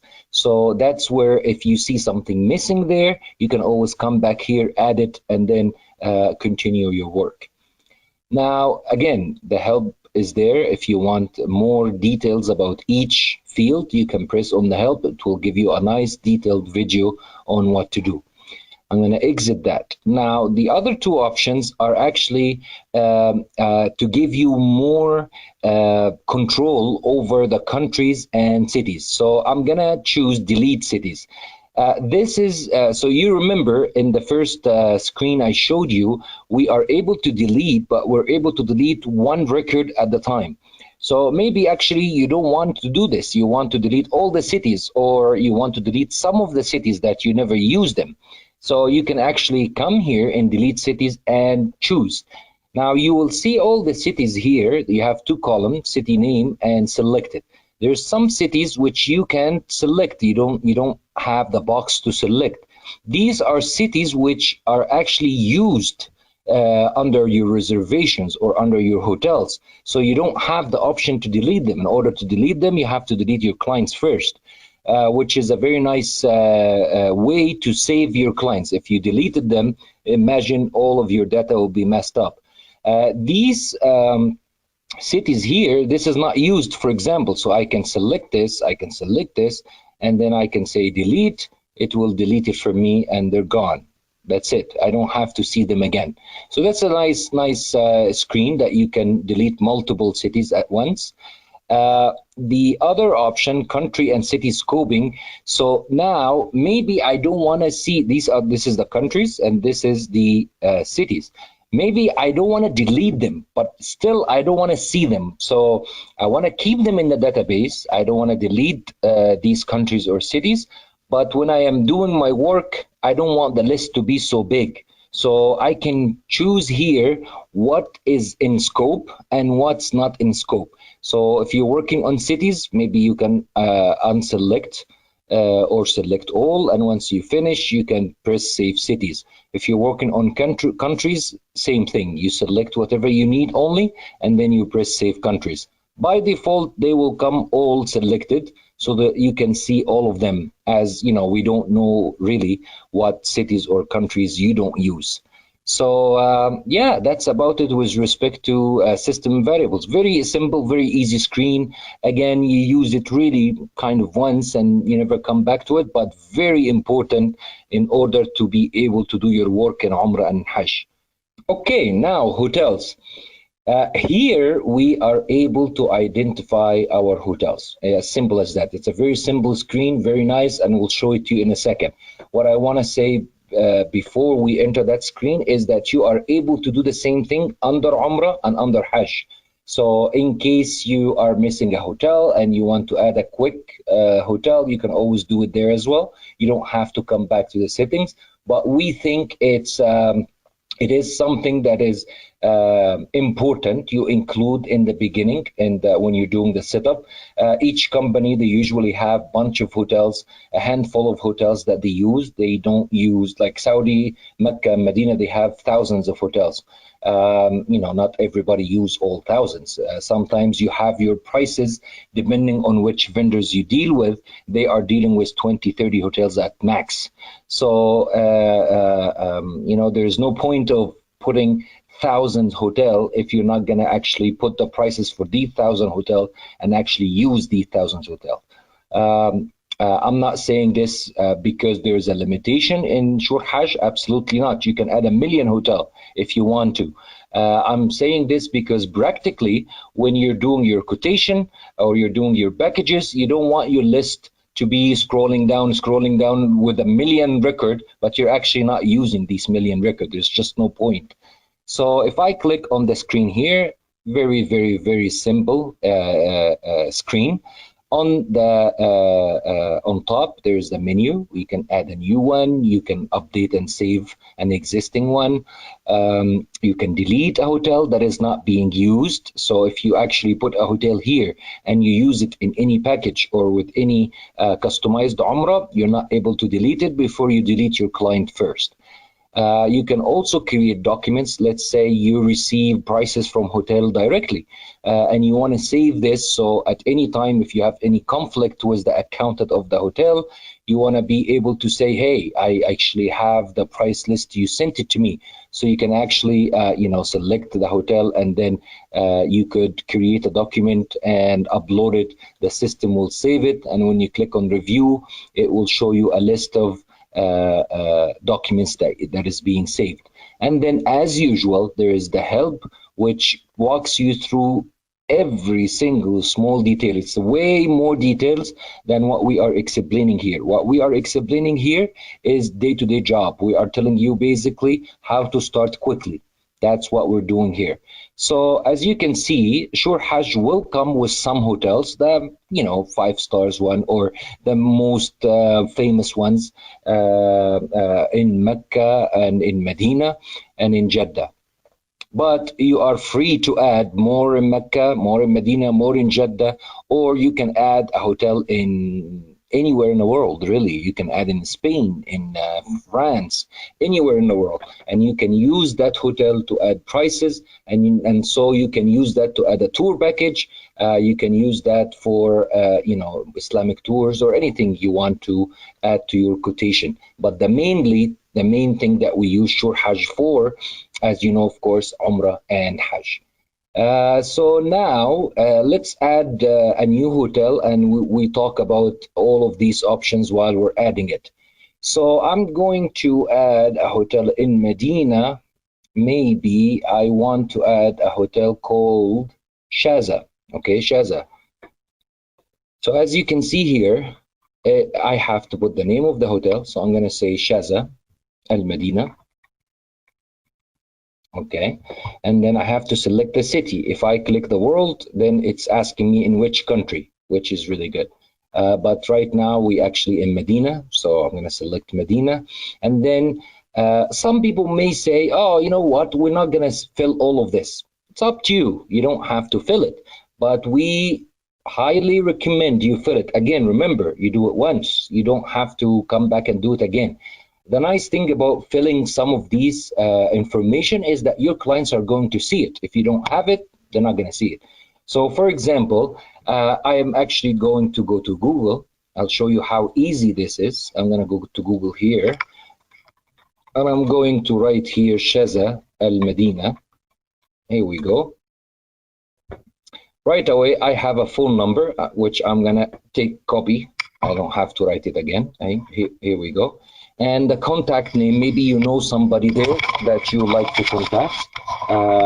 So I'm just gonna write Muhammad Ali. And then the email of the hotel.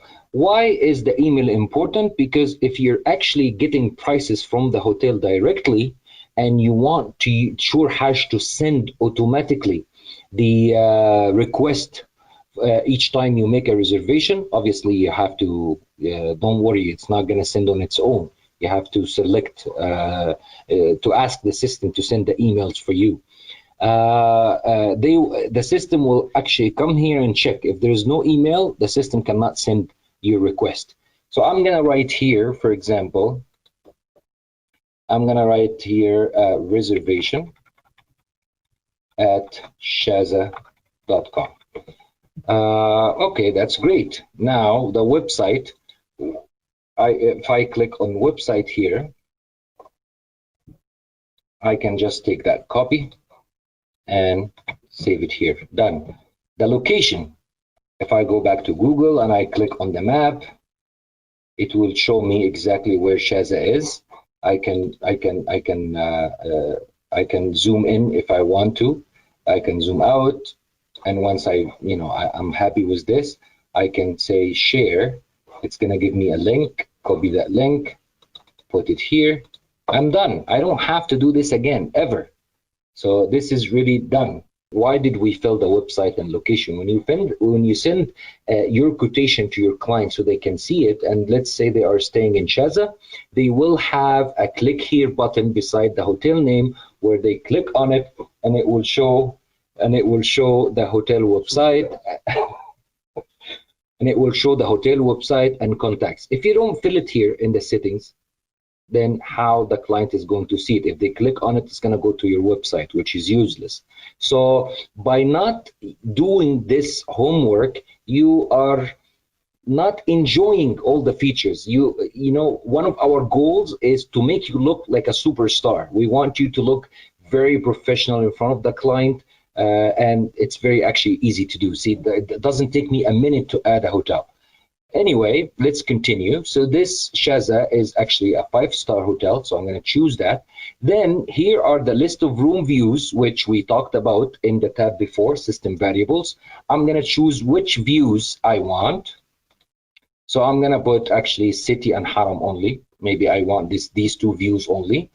Then I can choose a hotel picture if I have. If I don't have, right here in Google, if I go back to the same Shaza and I click on images, you will have so many images of Shaza. Just choose anyone and save that image on your desktop, call it Shaza, and just call it from here. If I click here, here we go. This is the picture I saved, and that's gonna show on the client web portal, and it will show also it will show on the client web portal. Once you finish this, you're done. You can actually save the hotel. Save the hotel. Now under Medina, if I click on Shaza, you'll see that this is the hotel that we just added. Now there's 2 more places here that you can see, which is details. I'll show you that in a second, and multi-rooms suite types. What is this? Let's go to details first. The details here, it allows you to write a brief description of the hotel. You can copy paste the policies of the hotel, and you can copy paste facilities of the hotel. So, you know, policies would be something like check-in is allowed at 12 o'clock, check-out time is at 11 o'clock. The room can have an extra bed or doesn't have an extra bed, that kind of stuff, which you can find it by actually entering, by going to the hotel website and finding these policies. If I go, I want to show you something quickly. If I say Shaza Al Madina booking.com, here we go. It will open this website for you, and here you can actually find out if you don't want to tire yourself was writing these things. You can find out here the check-in time, the check-out time, the cancellation, the extra bed policies. You can take this copy and paste it here, and the facilities are right here, so you can take what you want to take and paste it there. And the description is basically also done for you right here, a quick description about the hotel. So you can actually use this website, it's called booking.com, to you know, fill these 3 things, which will be very good for your client on their portal. When they click on the hotel, they will have these 3 things. If they want to read it, they can read it, and they don't have to ask you questions and waste your time. Now, here are the suites. Maybe this hotel has suites, and maybe this is something that you want to be putting prices for and you want to sell. Actually, here we give you options to choose the suites, which is predefined. We will show you in a second how to predefine these suites, but when you predefine them, you can use them in any hotel. So for example, I got here Ahmed 2D, to 2 double. I got executive double. I got presidential. I got sultani. I can choose any hotel I want. Any suite I want, and then I can give it a name inside my company. So let's say, yeah, it is the Amiri suite in Shaza, but for my staff, I want to call it the Amiri Star suite. No problem. I can come here and I can say Amiri S. for example. You know, and I can choose up to 6 different suites, not more than that. And I don't think any hotel in Saudi has any more than that. There's a difference between views. We have to understand this. There's a difference between views, which we identify here. Views would be something like standard room, will be something like city, like haram, like Kaaba, like partial, like premium, like executive. So room view could be anything you want, really. But then suites are more, suites here are more likely of the description of that room. So the Amiri, for example, have 2 double room and 2 washroom. The executive will have 2 double room, 2 washroom, and 1 room for the maid, and so on and so forth. We will go through this once we talked about the suites. But if the Amiri is used in Shaza, for example, I can actually save this. And now when I put the prices under Umrah, so I can give quotation, I can actually put prices for Amiri, and then this way I can quote it to clients. If you don't do that step, if you don't do this step of suites or views, you are not able to give any quotation. So if someone is just got SureHajj, okay, and they want to jump into doing the quotation right away, without doing that step, they will come up with questions like, well, what is this? What if I want to put suites? Where do I put the suites? What about my views? I have Kaaba view, I have Haram view, I have city view. How can I put all of this? This is not working for me. So it's going to look like it's not working for you, but it's actually because you didn't do your homework. That's all it is. So we highly recommend you take maybe, you know, whatever time you want, and add as many hotels as you use, not just adding hotels that you're not going to use. No, actually add the hotels that you use. That's it for this screen. Hotels are done. Now let's talk about master data. So we have a couple of options here, but I wanted to start with suite types because we were just talking about how we identify suites. I'm going to show you how easy and simple it is to identify suites.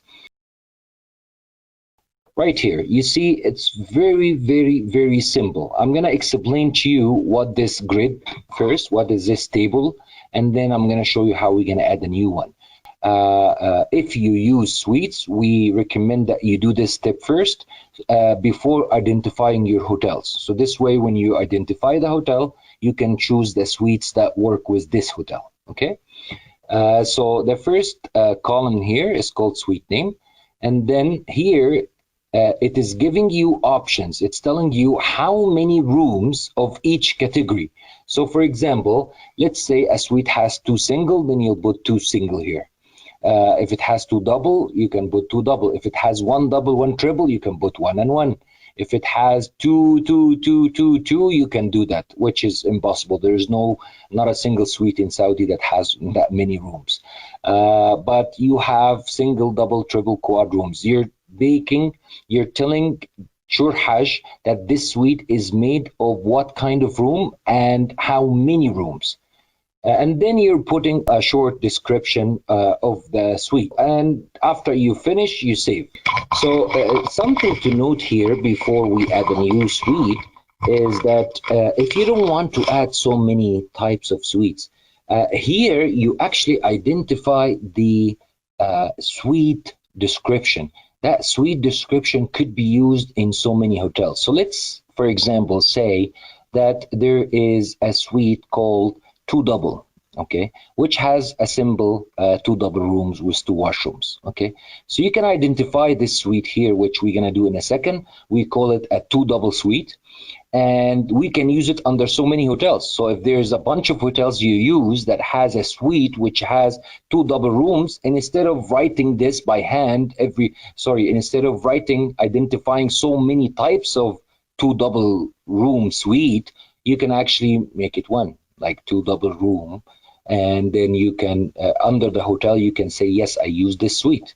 So this way you can use that suite under so many other hotels. So it's just a name. It's a name and a configuration.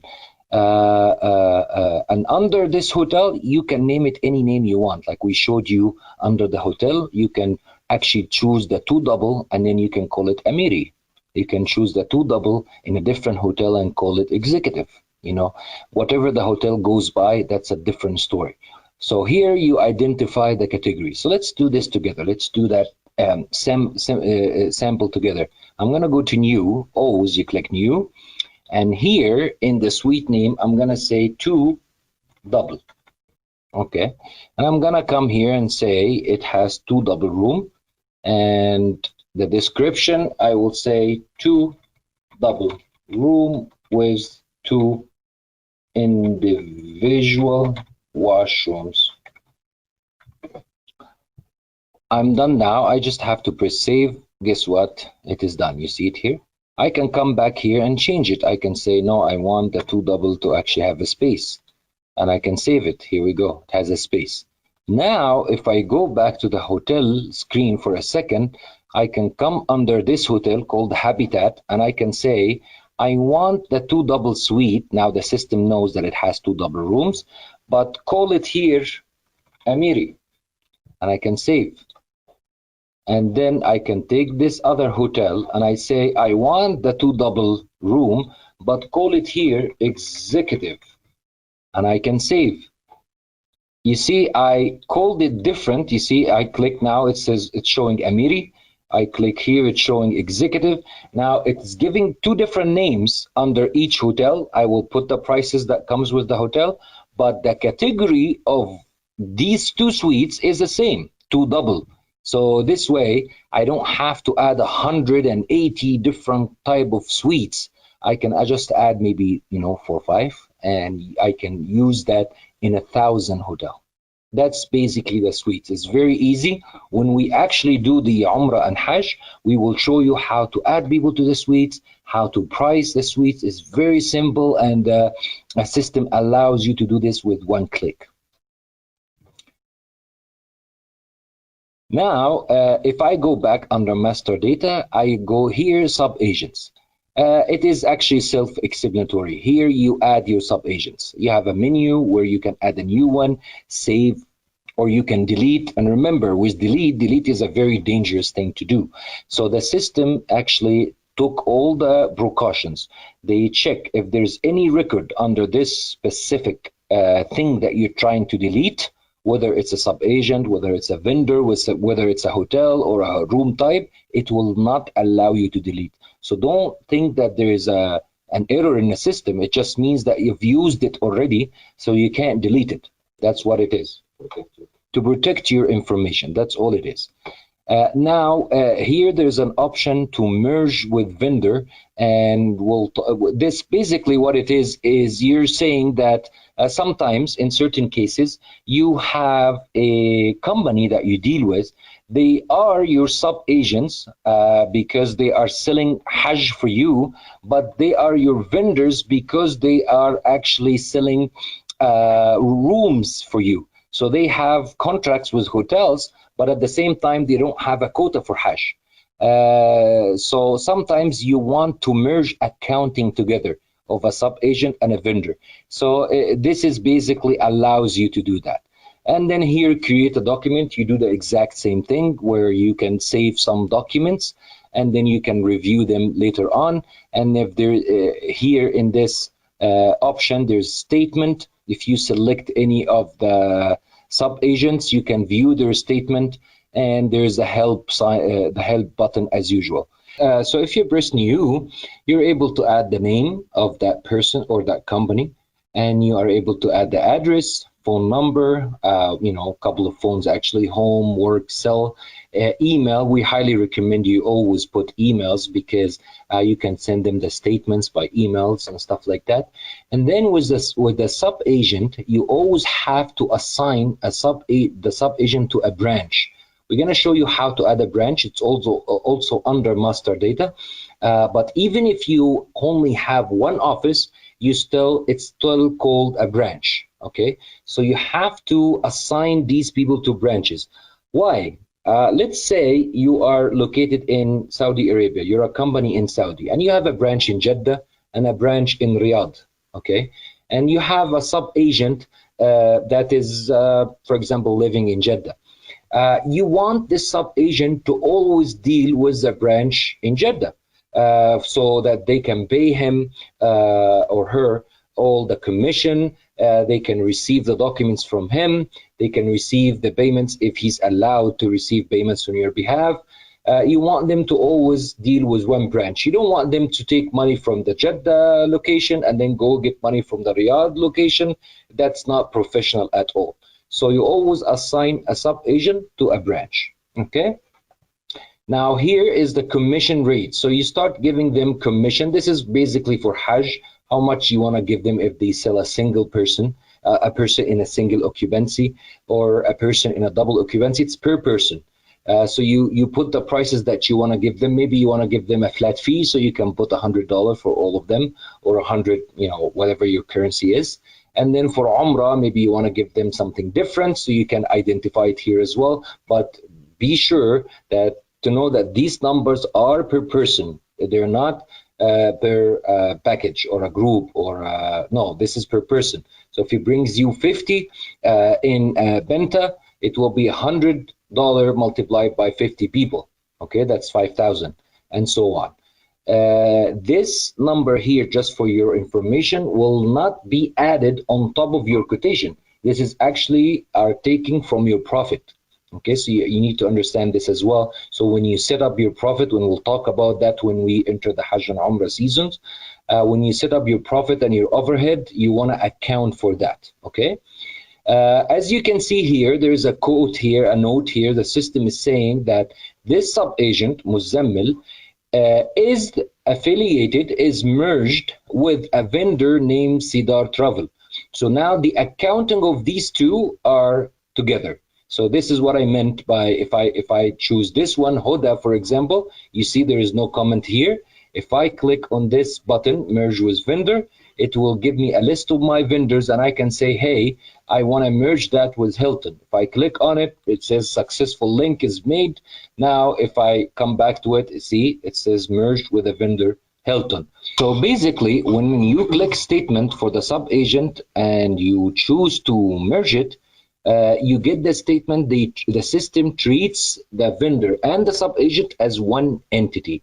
But you can also view without the merging. So although they are merged with that vendor, but I want to see the statement alone of this Muzammil sub-agent. So I can click on it and it's showing me here, oh, okay, so he sold some stuff. His commission is $1,200. And if I go to page 2, it's showing me that I paid him $123. And that's 1,200 minus 123. I owe him 177 in red. That's good. I can print this and give it to my accountant, or I can save it as PDF from here, or Excel or Word, and I can send it to my accountant so he can clear the payment. So that's it with respect to the sub-agents. Now, if I go back and under master data, the second option is vendors. If I click on it, same thing exactly. On the left side, you have a list of your existing vendors, which we added, but you can create new vendor and you can basically add their information. The most important one is their emails. Once you add their information, you press save, it's saved. So I'm gonna take the Ministry of Hajj as an example. See, I added some few information here. I can complete this information if I want to, but again, the email address is important. Why? Because when you say I picked this hotel or this transportation or this meal or this service from this vendor, and you want the system to request the services as you make quotations to your clients, you want the system to have an email so they can send the emails to. If you don't have emails, then unfortunately you will have to do it manual, which is just a waste of your time. Now under this, I can add many contacts. So for example, if you deal with let's say a Saudi company that gives you your hotels and transportation, and they have a location in Jeddah, a location in Mecca, a location in Medina, and they have multiple people, you can always add new contact, and you can put the contact name, and you can put their designation. If there's nothing in the designation, you can add a new designation, and you can add some information and save. Let's do that quickly. I'm gonna say Ahmed Ali, and in the designation I want to say reservation manager, and information I can say 905-282-9989 extension 1123, and I'm gonna say is active means that yes, actually show this to my staff.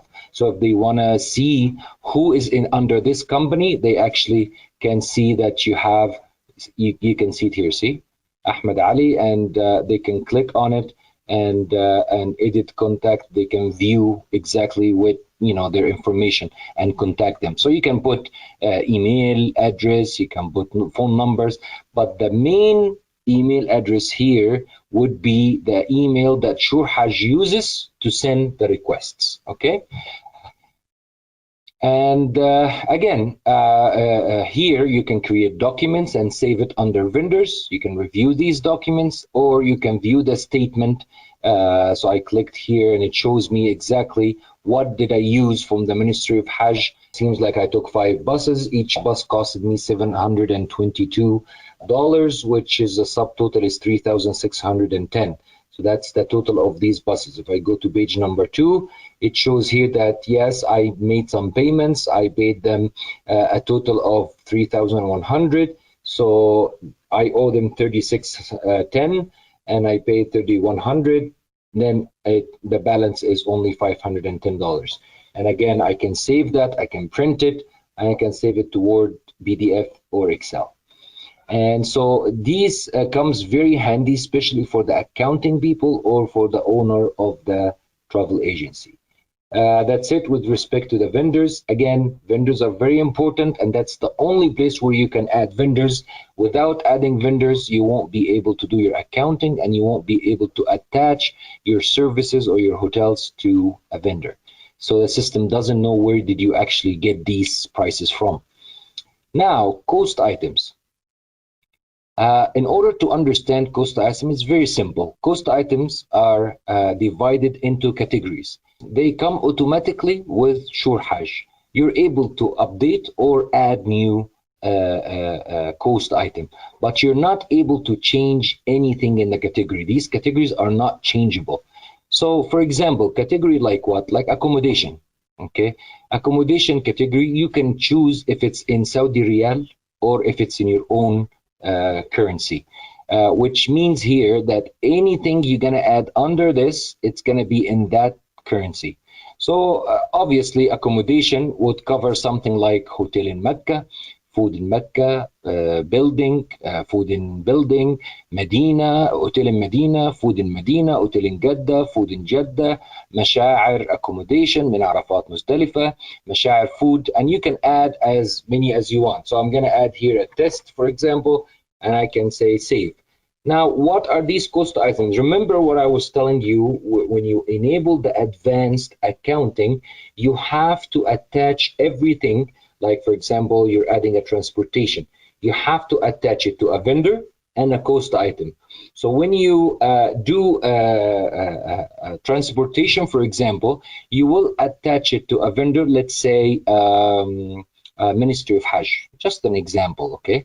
And then you will choose a cost item from under the ground transportation, okay? So you could say train, you can say transportation from Afwaj, which is your Saudi vendor.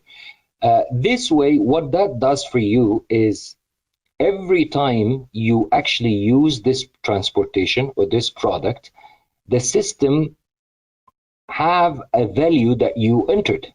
So, for example, when you say Jeddah to Mecca is worth $50, for example, and you use 10 units, so 10 times you use that service, the system now knows that you have $500 you owe to that vendor, okay?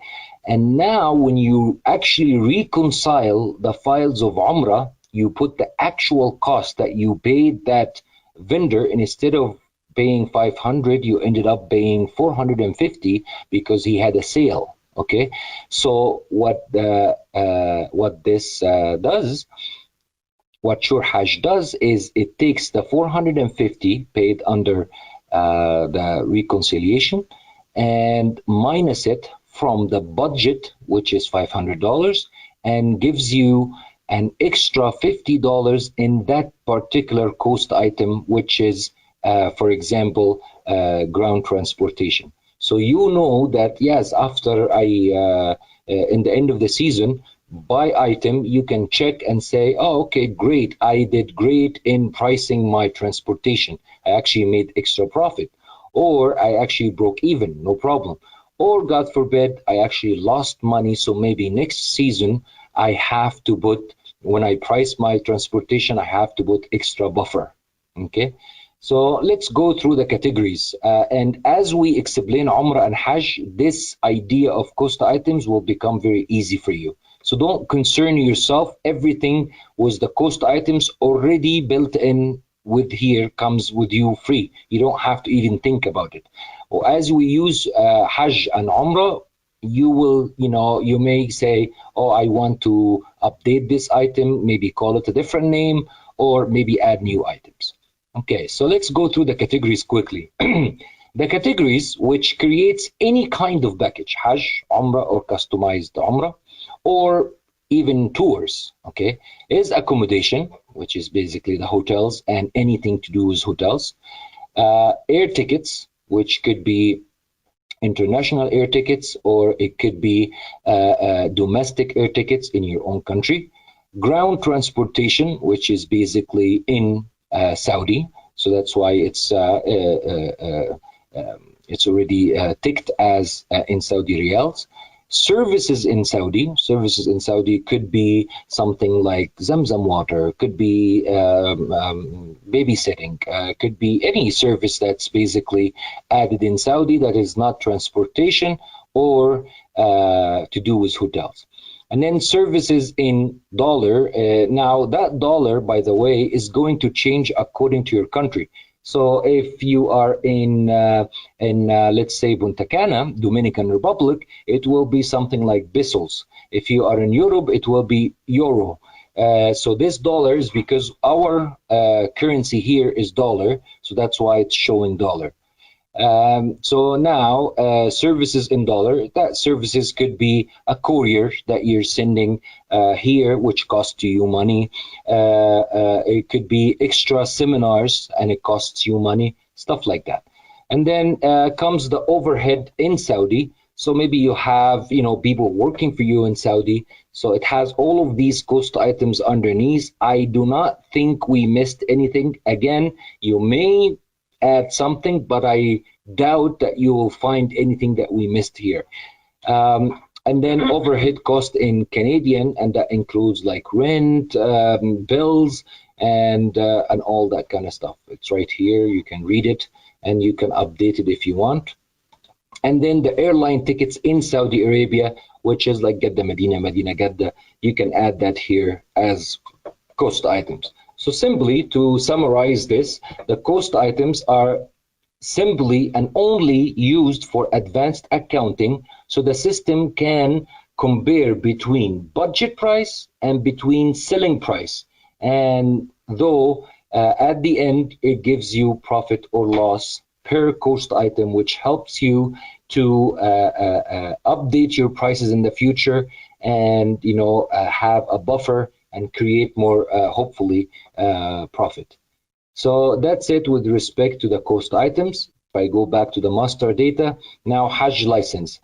Beautiful thing about this system of SureHajj, that it allows you to manage multiple license, not multiple companies. You have to identify the difference. So if you are, let's say, a company and you have maybe 3-4 other companies in your country selling for you, okay, you have to purchase one license for each company. Okay, so each company will have their own system because they're not taking everything from you. They're actually maybe taking Hajj from you or Umrah from you, but they also have their own stuff. So you want them to have their own accounting, their own clientele, their own things. And through SureHajj, you can actually talk to the developer, Mr. Faiz, and he will do the link between all of these companies so that you can share only what you are giving them. So you become the mother company and they become sister companies. That has nothing to do with Hajj license. Hajj license are simply saying that maybe a company named A has multiple license in Saudi Arabia, has a license under B and a license under C and a license under D, for example. And each of these licenses, they have a quota. So as you all know, when we apply for a visa at the end of the season, before the people travel for Hajj, when we apply, we have to apply each license on its own. So you have to identify your licenses here. So under the tab of Hajj, you are able to tell the system that these bunch of people are under this license.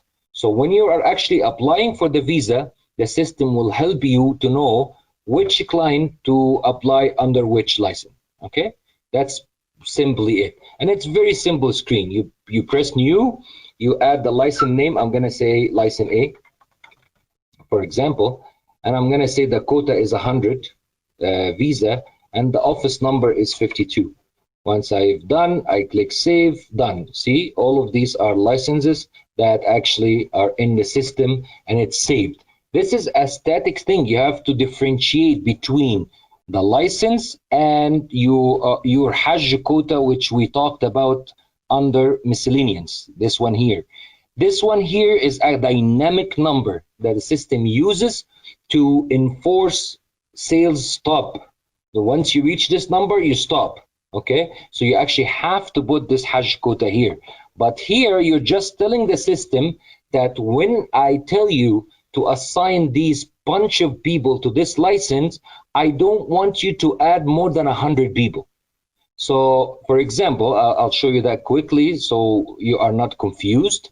If I click under Hajj and I go under operation, I can select an option called assign passengers to license.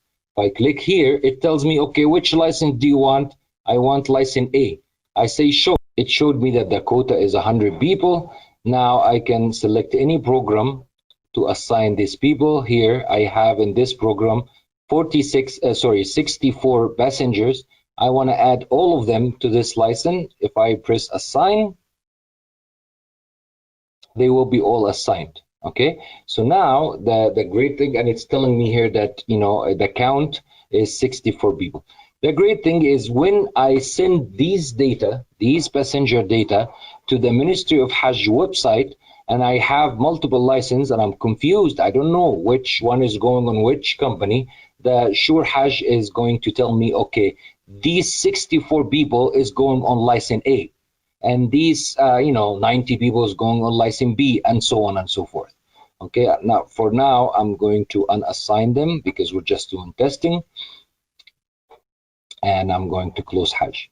So this is what we use here, and that's actually an option that you don't have to do at the beginning of the Hajj season. You can actually do it even inside when you are inside the Hajj season. It's not something that you have to do in the beginning of your setup. So you can come back and do it before you actually apply for the visas. But if you know your license and they don't change every year, you might as well just add them once and you don't have to worry about them again. That's it with respect to the license. Now, under master data, we're going to see now the company branches. So very simple. You actually here you add your branches. Okay, so each branch will have the name, of course, and then the address, the main contact person, and main email. These are very important information. And under these branches, as you can see, these are the list of users, which we will show you where to add these users in a minute. But as you can see here, we have a couple of branches here. This branch, for example, we don't have anybody underneath. We don't have any users. In this branch, we don't have any users. This branch, we don't have any users. But this branch, we have 3 different users, and they have a sign-in. They're active people. Okay, so all you have to do to add branches is you press new, and then you add the information, contact information. Email is the most important. And if this branch is active, you press active. If this branch is not active, you press not active. And after you finish, of course, you press save. How is this important to you? So let's say that you have 2 branches, as we talked about, one in Jeddah, one in Riyadh. and you're actually exchanging money between each other. So let's say the branch in Riyadh need a $5,000 to pay a bill. So you give them $5,000. This is all can be taken care of in the advanced accounting under SureHajj. So you can do this under Hajj. So branches are very important to organize accounting for you and also to organize users. So we know that this user belongs to this branch. So your employees basically. With the original setup of SureHajj, there will be automatically a branch created for you called main branch. So if you want, you can also come back here under master data and then press company branches, and you can select main branch and you can actually edit it. So you can name it whatever name you want and you can add all the information you need. Okay, that's it with respect to branches. Now, the next item is expenses items. Expenses items like exactly cost items, but these are the expenses. So here, as you can see, you can add as many expenses as you want. Let's say you want to add rent in branch in Jeddah, rent in branch in Riyadh, phone bill, gas bill, utility, internet, So salaries, all of these expenses that you actually, these are stuff that you are going to spend during the season. You can add all of them, and when you add it, you have to, as you remember, you have to attach it to a cost item. So for example, if I am doing advertising, I can choose the extra as my cost items. Or if you have a cost item called marketing, you can put advertising and attach it to marketing. What does that do? As you remember, we talked about the cost item. SureHajj takes what you spend, what you budgeted to spend, and what you actually spent, and minus both of them to give you profit or loss per each item. So in this advertising, let's say you budgeted 10,000, but you ended up spending 15,000. So it will show you that you lost 5,000 from advertising. Now, how the system is going to do this, when you're spending, you're going to add your expense. You're going to say, I paid this company 15,000, and it's going to ask you, okay, you select the vendor that you paid. You're going to select it, that company. And then it's going to ask you, okay, which cost item? And you're going to say advertisement, because it's going to be expenses, right? And when you're creating your package, you are going to set a budget for this advertisement. So now the system has a budget and it has an expense. It can minus both of them from each other, and it gives you plus or minus your profit or loss. It's very simple. Of course, this is only if you enable accounting, and we highly recommend you enable accounting from day one. You have to learn how to do the job properly. And to do the job properly, every single item has to be accounted for. I know all the owners of the company will love these options because they have full control and no one can steal $1 from them. But the employees, usually, they find it very hard. But they don't have to enter this every single time. This is just done once. And again, you only each season, you just put your budget and that's it. You don't have to worry about anything, but every time you spend something, so if you pay a bill, you have to record it. If you buy a computer, for example, you have to record it. All of these things being recorded, that's what's going to help you to get the full reports. Now, again, under master data, we got the to-do list. To-do list, this is a very, very, very good option, and it's very easy as well. What this is you are telling the system that you want to do certain things before the departure day, or let's actually put it accurately, say the first stay date of each package. So, you know, your package, your program, whether it's Hajj or Umrah, has a first stay. So, for example, if you're going to Medina first and you're staying in Movenpick from August 1st to August 5th, and then you're going to Mecca from August 5th to August 10th. So what is the first date of accommodation here? Is August 1st in Medina. So we're gonna say here, for example, I want complete full payment when 30 days.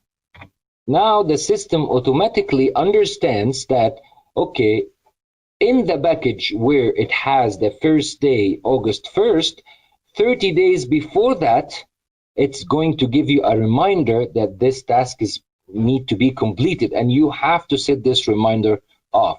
You can delete, actually, if you don't want something, you can delete it, or you can come and actually edit it. So here, for example, I'm going to say documents submitted and keep it as 15 and then save all. It's all saved. Now, how is that going to benefit us? Let's go to our Hajj application again, and we come here as we are adding new applications. So I'm going to choose any package, and I'm going to say here test by Ahmed admin, just any name, so that we can basically just test that reminder. I'm going to put the phone number here and save. As I am saving this, okay, here we go. You can see here by just looking at the list, you can see which files has a reminder. If you actually select that file and you select the reminders tab, it will show you that, hey, it's due. This reminder is due. This reminder is due. Now, the reason it is due is because we have these packages. These are old packages that were supposed to go 2018. So basically, as you can see here, the due date was supposed to be 21st of July. So if this has already been taken care of, all you have to do is select it, and then you can click done here, and then you can say save. And we will go over this, inshallah, when we talk about the Hajj application. That's it, basically, with respect to the to-do list. Suite types, we already spoke about it. Lastly, under master data is the Saudi taxes. So that Saudi taxes could be used for, it's actually not only Saudi taxes, it's taxes in general. You can use it if you collect taxes in your country, or you can use it only in Saudi. That we called it Saudi taxes because in North America, Hajj and Umrah, we don't collect taxes according to the government rules. How is this set up? It's very simple. I'll explain the grid first, and then we have 3 columns here. We got tax name, so you can call it any name you want. We have the order you want this tax to be applied in, and the tax percentage. So, for example, let's say we have VAT, we have municipal, and we have HST, for example. What this order means, 1 means that you want this tax to be applied first, okay? 2 means that after applying tax number 1, take the full amount and apply tax number 2 to the full amount, which is made of the actual number plus tax number 1. 3 means take the full amount, including tax number 1 and tax number 2, and then apply this tax to it, okay? Because the way Saudi is doing the taxes right now is that not only some of the product has VAT, some of the product have VAT and municipal, and they are talking about introducing new taxes. So you can add multiple taxes and assign them to order number 1, no problem. For example, here, I'm going to say new, I will add a tax called test. I'm going to leave the order to number 1, and I'm going to add 20%, and I'm going to save it. You can see here that I have now a tax called text and a tax called VAT, and both are order number 1. That means what? If I have $100, the tax number 1 will be applied, so it will be 100, it will be 20, and tax number 2 will be 15, so the total amount will be 135, okay? Now, tax number 2 is 5%, so that is gonna take the 135 and then apply 5% on top of that, and so on and so forth. So you can add 100 taxes here if you want, and you can set the order according to what you think. Now, a question. Well, what if a product doesn't have a tax? Let's say a hotel that doesn't charge you any taxes, or Visa that doesn't have any taxes. Don't worry about this. When we talk about Umrah and Hajj and we identify our services and our hotels and everything, we will show you which how to choose one or two taxes or all of them, or how to choose that this product doesn't have any taxes. So don't worry about this. This is where we just set the order and the percentage of our taxes. Again, without doing this here in the settings, you will lose a lot of money because, for example, all of your quotations will be wrong because you will quote the actual number that the hotel send you without the taxes, but when you actually send the hotel to book your Umrah people, they will actually apply the taxes and you will lose that money. Okay, so there is no point of not taking that exercise first. Do your settings first and then start working with Umrah and with Hajj. So here we just set up the taxes, and then in Umrah and in Hajj we will choose which items to apply these taxes to it. That's it. That's basically it from the taxes, and you can always come here and change the order. You can make it 0 if you want, no problem. All of the master data is now finished. Now we move to the next step, which is airlines. Okay, so airlines, very simple, very simple. With the original setup of SureHajj, you will have all of this list, okay? But maybe we missed something. Maybe you have some airlines locally that we don't have here. No problem. You come here, you press new, you start adding the airlines. So I'm gonna just add a test airline called Air Canada, and I will say the abbreviation is AC, and the email, it's not mandatory, it's advisable. To add an email here, and that's so that SureHajj can send automatic emails to this vendor with your bookings if you ever quoted the client the Air Canada tickets. Otherwise, you're going to have to do it manually and no problem. Then we'll click save, and after save, it's right here, save now. And once this airline is saved, we can actually start adding documents to it. So let's say that you booked 50 seats with this airline for Umrah or for Hajj, and you want to leave this contract so all the airline people can have access to it.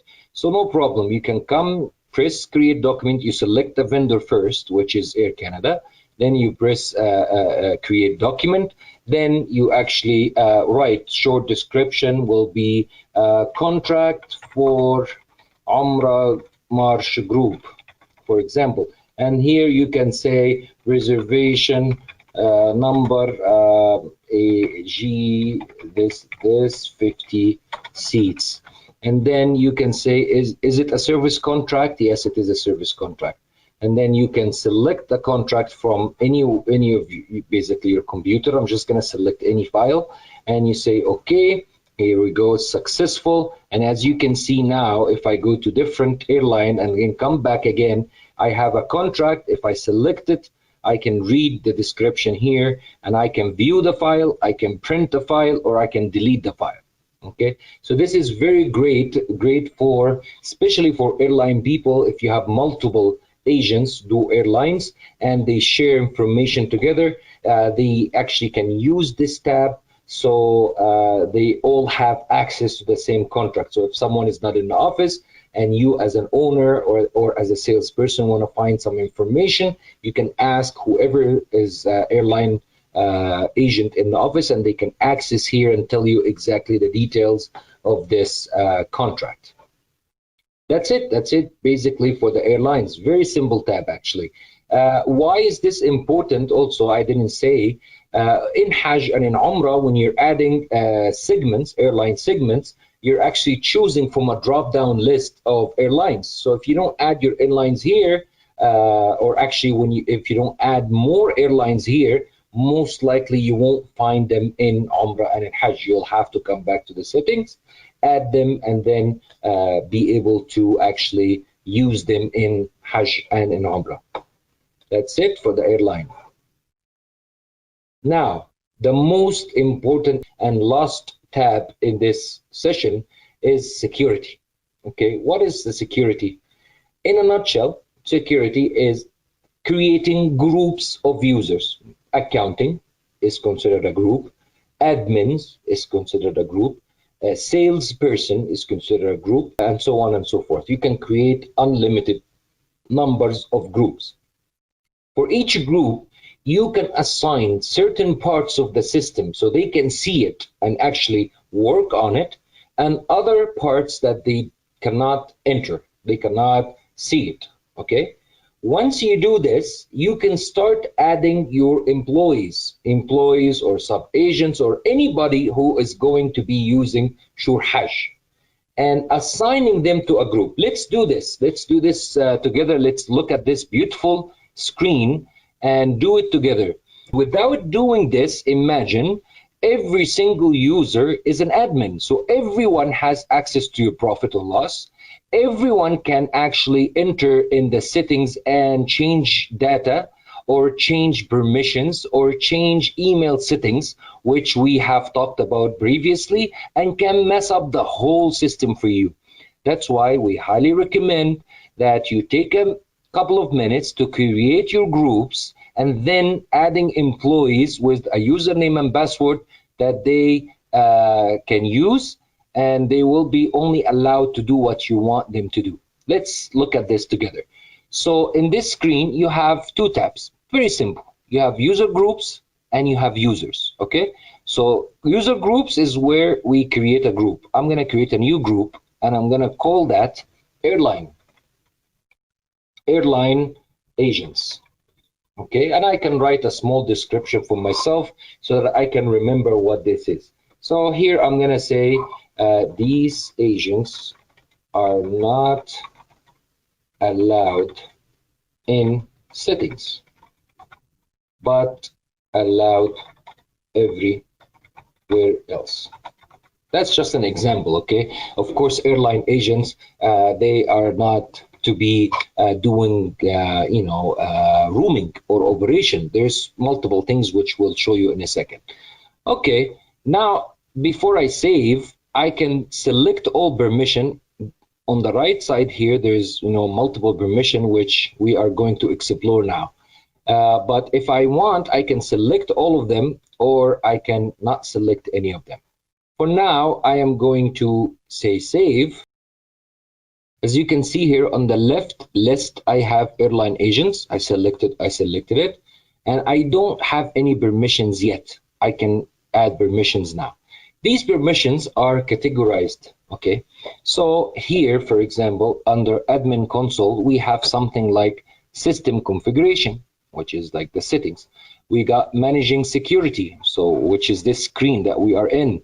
Managing the website. Of course, I don't want to give the airline people access to managing security, or managing my online portal, or managing my email settings, or maybe you want. It's completely up to you. Okay, so you can choose the permissions that you want them to do. I would actually, under seasons, there's some stuff. Under pricing, there's some stuff. Here I want to give them defined flight routes. Yes, that's something the airline people can do. Okay, but they don't have to do any packages. They don't have to do any services like transportation or tents. No, I don't want to give them access to that. And here under Umrah, do I have anything for flights that I can give them? I don't. So okay, I don't want to give them anything. Under Hajj specifically, do I have anything for flights? No, I don't. That's good. Giving them flight routes will allow them to work under Umrah and Hajj. Don't worry. And web functions, do I need to give them anything? No. That looks very good. I don't need to give them. Oh, 1 second. Actually, I got under accounting here. I got application refund. Yeah, I want to give them because maybe they overcharged a client and they want to do refunds. I want to do I want to give them access to deleting vendor transaction? No, that's not their job. Or sub-agent transaction, that's not their job. It looks to me like these are the only permission that I would like to give these airline people. I'm gonna save that. Now that I created my group and assigned what they are allowed to see and allowed to do, it's time to add my users. So let's add a new one here. Username, let's say Muhammad Ali. Work title, airline reservation agent. Login ID, I'm going to say Ali, and password, I will say password. They can change their password later on, but I always like to give them something easy so that they can enter the system and then change it later on. Phone number, that's their personal contact number. Don't worry, it will not show to the clients in anywhere possible. It will just be something that it's like a company directory. So if you are looking for one of your employees, you don't have to ask your employees, what is this person, what is Muhammad Ali's phone number, or what is his personal email. Maybe you just want to send them something by address, by mail. So you can actually have this information yourself. So I'm going to write here anything basically, and then an email, I'm going to say mali@hotmail.com. Now here is where I select the branch. Remember the branch we talked about it, so I'm going to say actually I'm going to put this person in London branch, and then the address, their own home address, again it's not going to show to the clients, so I'm going to say 12 London Street, London, Ontario, and then the postal code is L2L2L2, and then the extension, that's his extension under like in your company. So I'm going to say 123, and then notes, there's no notes, I don't want to write anything. Here I can choose, is this an active user or not? So for example, let's say that you have Muhammad Ali is one of your employees, and then Muhammad is going to take a month vacation. You don't want to give them access while they are on vacation. You can actually come here and take the active sign out, off, and then save it. And then when they come back, you can actually activate them again. So that's a good option, so you don't have to delete and add them, and that's not really good. The other two option is just basically for processing visa or operation manager. You can put these two because they have meanings under Hajj and Umrah, and we'll discuss that when we come to Hajj. But basically it means that although they are airline reservation, but you want them to manage all the operation for you or manage all the visas for you. So for me here, I'm just going to choose active. Now from the right side, here's my group of permission, which I created. Remember, we just created the airline agents. I'm going to select that right here. So, and you have to always get out of the same line. So I was in this line, I'm going to go to that line. Now I can save. Here we go. Great. So now look at this. Muhammad Ali is already saved. And here we go. The username and password are not changeable at all from my side. He can change his password when he logs in. And now he is already in the group airline agents. We can always come back to the screen and change the group or give them multiple groups. That's completely up to you. Every time you make any changes, you have to press save so it can actually update it. Now, if you go to this user groups and click on airline agent, under users, it shows Muhammad Ali. Another thing, if you go under master data and you go to branches and you click on London branch, now you have an employee in London.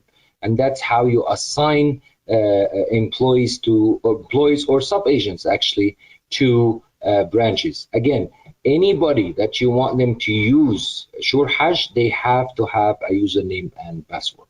Okay, so this is very important screen. And again, you have the help tab.